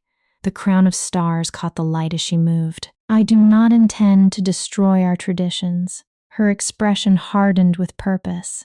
I intend to evolve them. She looked across the assembled court. We will become a kingdom where every wolf has the opportunity to rise through merit and character, where Omegas may become warriors, scholars, and leaders. Her voice strengthened. Where strength is measured not by how completely one dominates others, but by what one contributes. Several traditional counselors shifted uneasily. Some of you believe this makes us weaker. Arya lifted her chin. It makes us stronger. A kingdom using the gifts of every wolf. Not only the alphas at the top, is a kingdom capable of surviving any enemy. The throne room held its breath. I am Queen Arya. Silver light began glowing beneath her skin. The Omega who became a ruler, she raised one hand, and the oracle marks blazed visibly across her arms and throat. As long as I wear this crown, no wolf in my kingdom will be called worthless because of rank. Her gaze swept over servants standing beside nobles. No wolf will be denied opportunity because of birth. Her voice deepened. And no wolf will suffer alone while others choose to look away. The divine markings shone brighter. This is my vow as your queen. Arya extended her hand toward the gathered kingdom. This is what we will build together. A pause. Not through dominance, but unity. Not through fear, but purpose. Not by crushing the weak, her eyes glowed, but by raising them. Applause exploded and shook the rafters. Cade took Arya's hand and raised it high. Your queen, he shouted. Our queen, the kingdom roared back. This time, Arya heard no doubt, only conviction. Pride. Hope for the future she had begun to create. As wolves she had helped approached with gratitude, and even traditional counselors bowed with genuine respect, Arya felt the weight of the crown. It was heavy. It was a burden. It belonged to her, and she would carry it with the same strength that kept her alive for 19 years in Shadow Moon, the same resilience that brought her through impossible trials, the same courage that allowed her to confront fear and emerge transformed. Arya Winters, former Omega, current queen, forever survivor, had learned the greatest truth of all. You are not defined by the way others choose to see you. You are defined by the way you choose to see yourself. Arya chose the truth, strong, worthy, powerful, a queen who would change the world one decision, one law, and one life at a time. Cade remained beside her, mate, partner, and equal. Together, they would forge a new era for the Lycan Kingdom, an era where character mattered more than rank, where the lowest could rise to the highest, where an Omega could wear a crown, and where a love blessed by the moon goddess could rewrite every rule. Epilogue. 6 months later, Arya stood in the palace garden where she had first seen the oracle marks upon her wolf. One hand rested against her still flat stomach. The healers had confirmed the news that morning. She was carrying the heir to the Lycan Kingdom, a child conceived in love and blessed by the moon goddess. You are thinking too loudly. Cade approached from behind and wrapped his arms around her waist. I can feel your emotions spiraling through the bond. I am afraid, Arya admitted. What if I become a terrible mother? What if? What if you love our child in every way you once needed to be loved? Cade interrupted gently. He turned her in his arms. What if you protect them, guide them, and teach them that worth comes not from rank or raw strength, but from character? Arya considered him. That sounds exhausting. Parenting usually is. His silver eyes softened.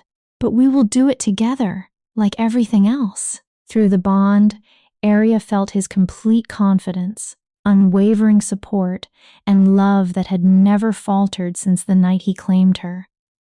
I love you, she whispered. I love you too, Cade kissed her forehead. My queen, my mate, my Arya, he held her closer. Thank you for surviving long enough to find me. Thank you for becoming brave enough to claim the female you were always meant to be. And thank you for teaching this kingdom, and me, that strength often appears in the form no one expects. In the distance, palace bells began to ring. Duty was calling them back to the kingdom that needed them and the future they were building. But for one perfect moment, they remained in the garden as the sun lowered over Lycan territory. Two souls perfectly matched, an Omega and a king, a queen and her mate. A love that defied every expectation and rewrote every rule. And somewhere beyond the mortal realm, beneath the light of the moon goddess, Queen Helena smiled. Her son had finally found his match, and the Lycan kingdom had finally found its heart.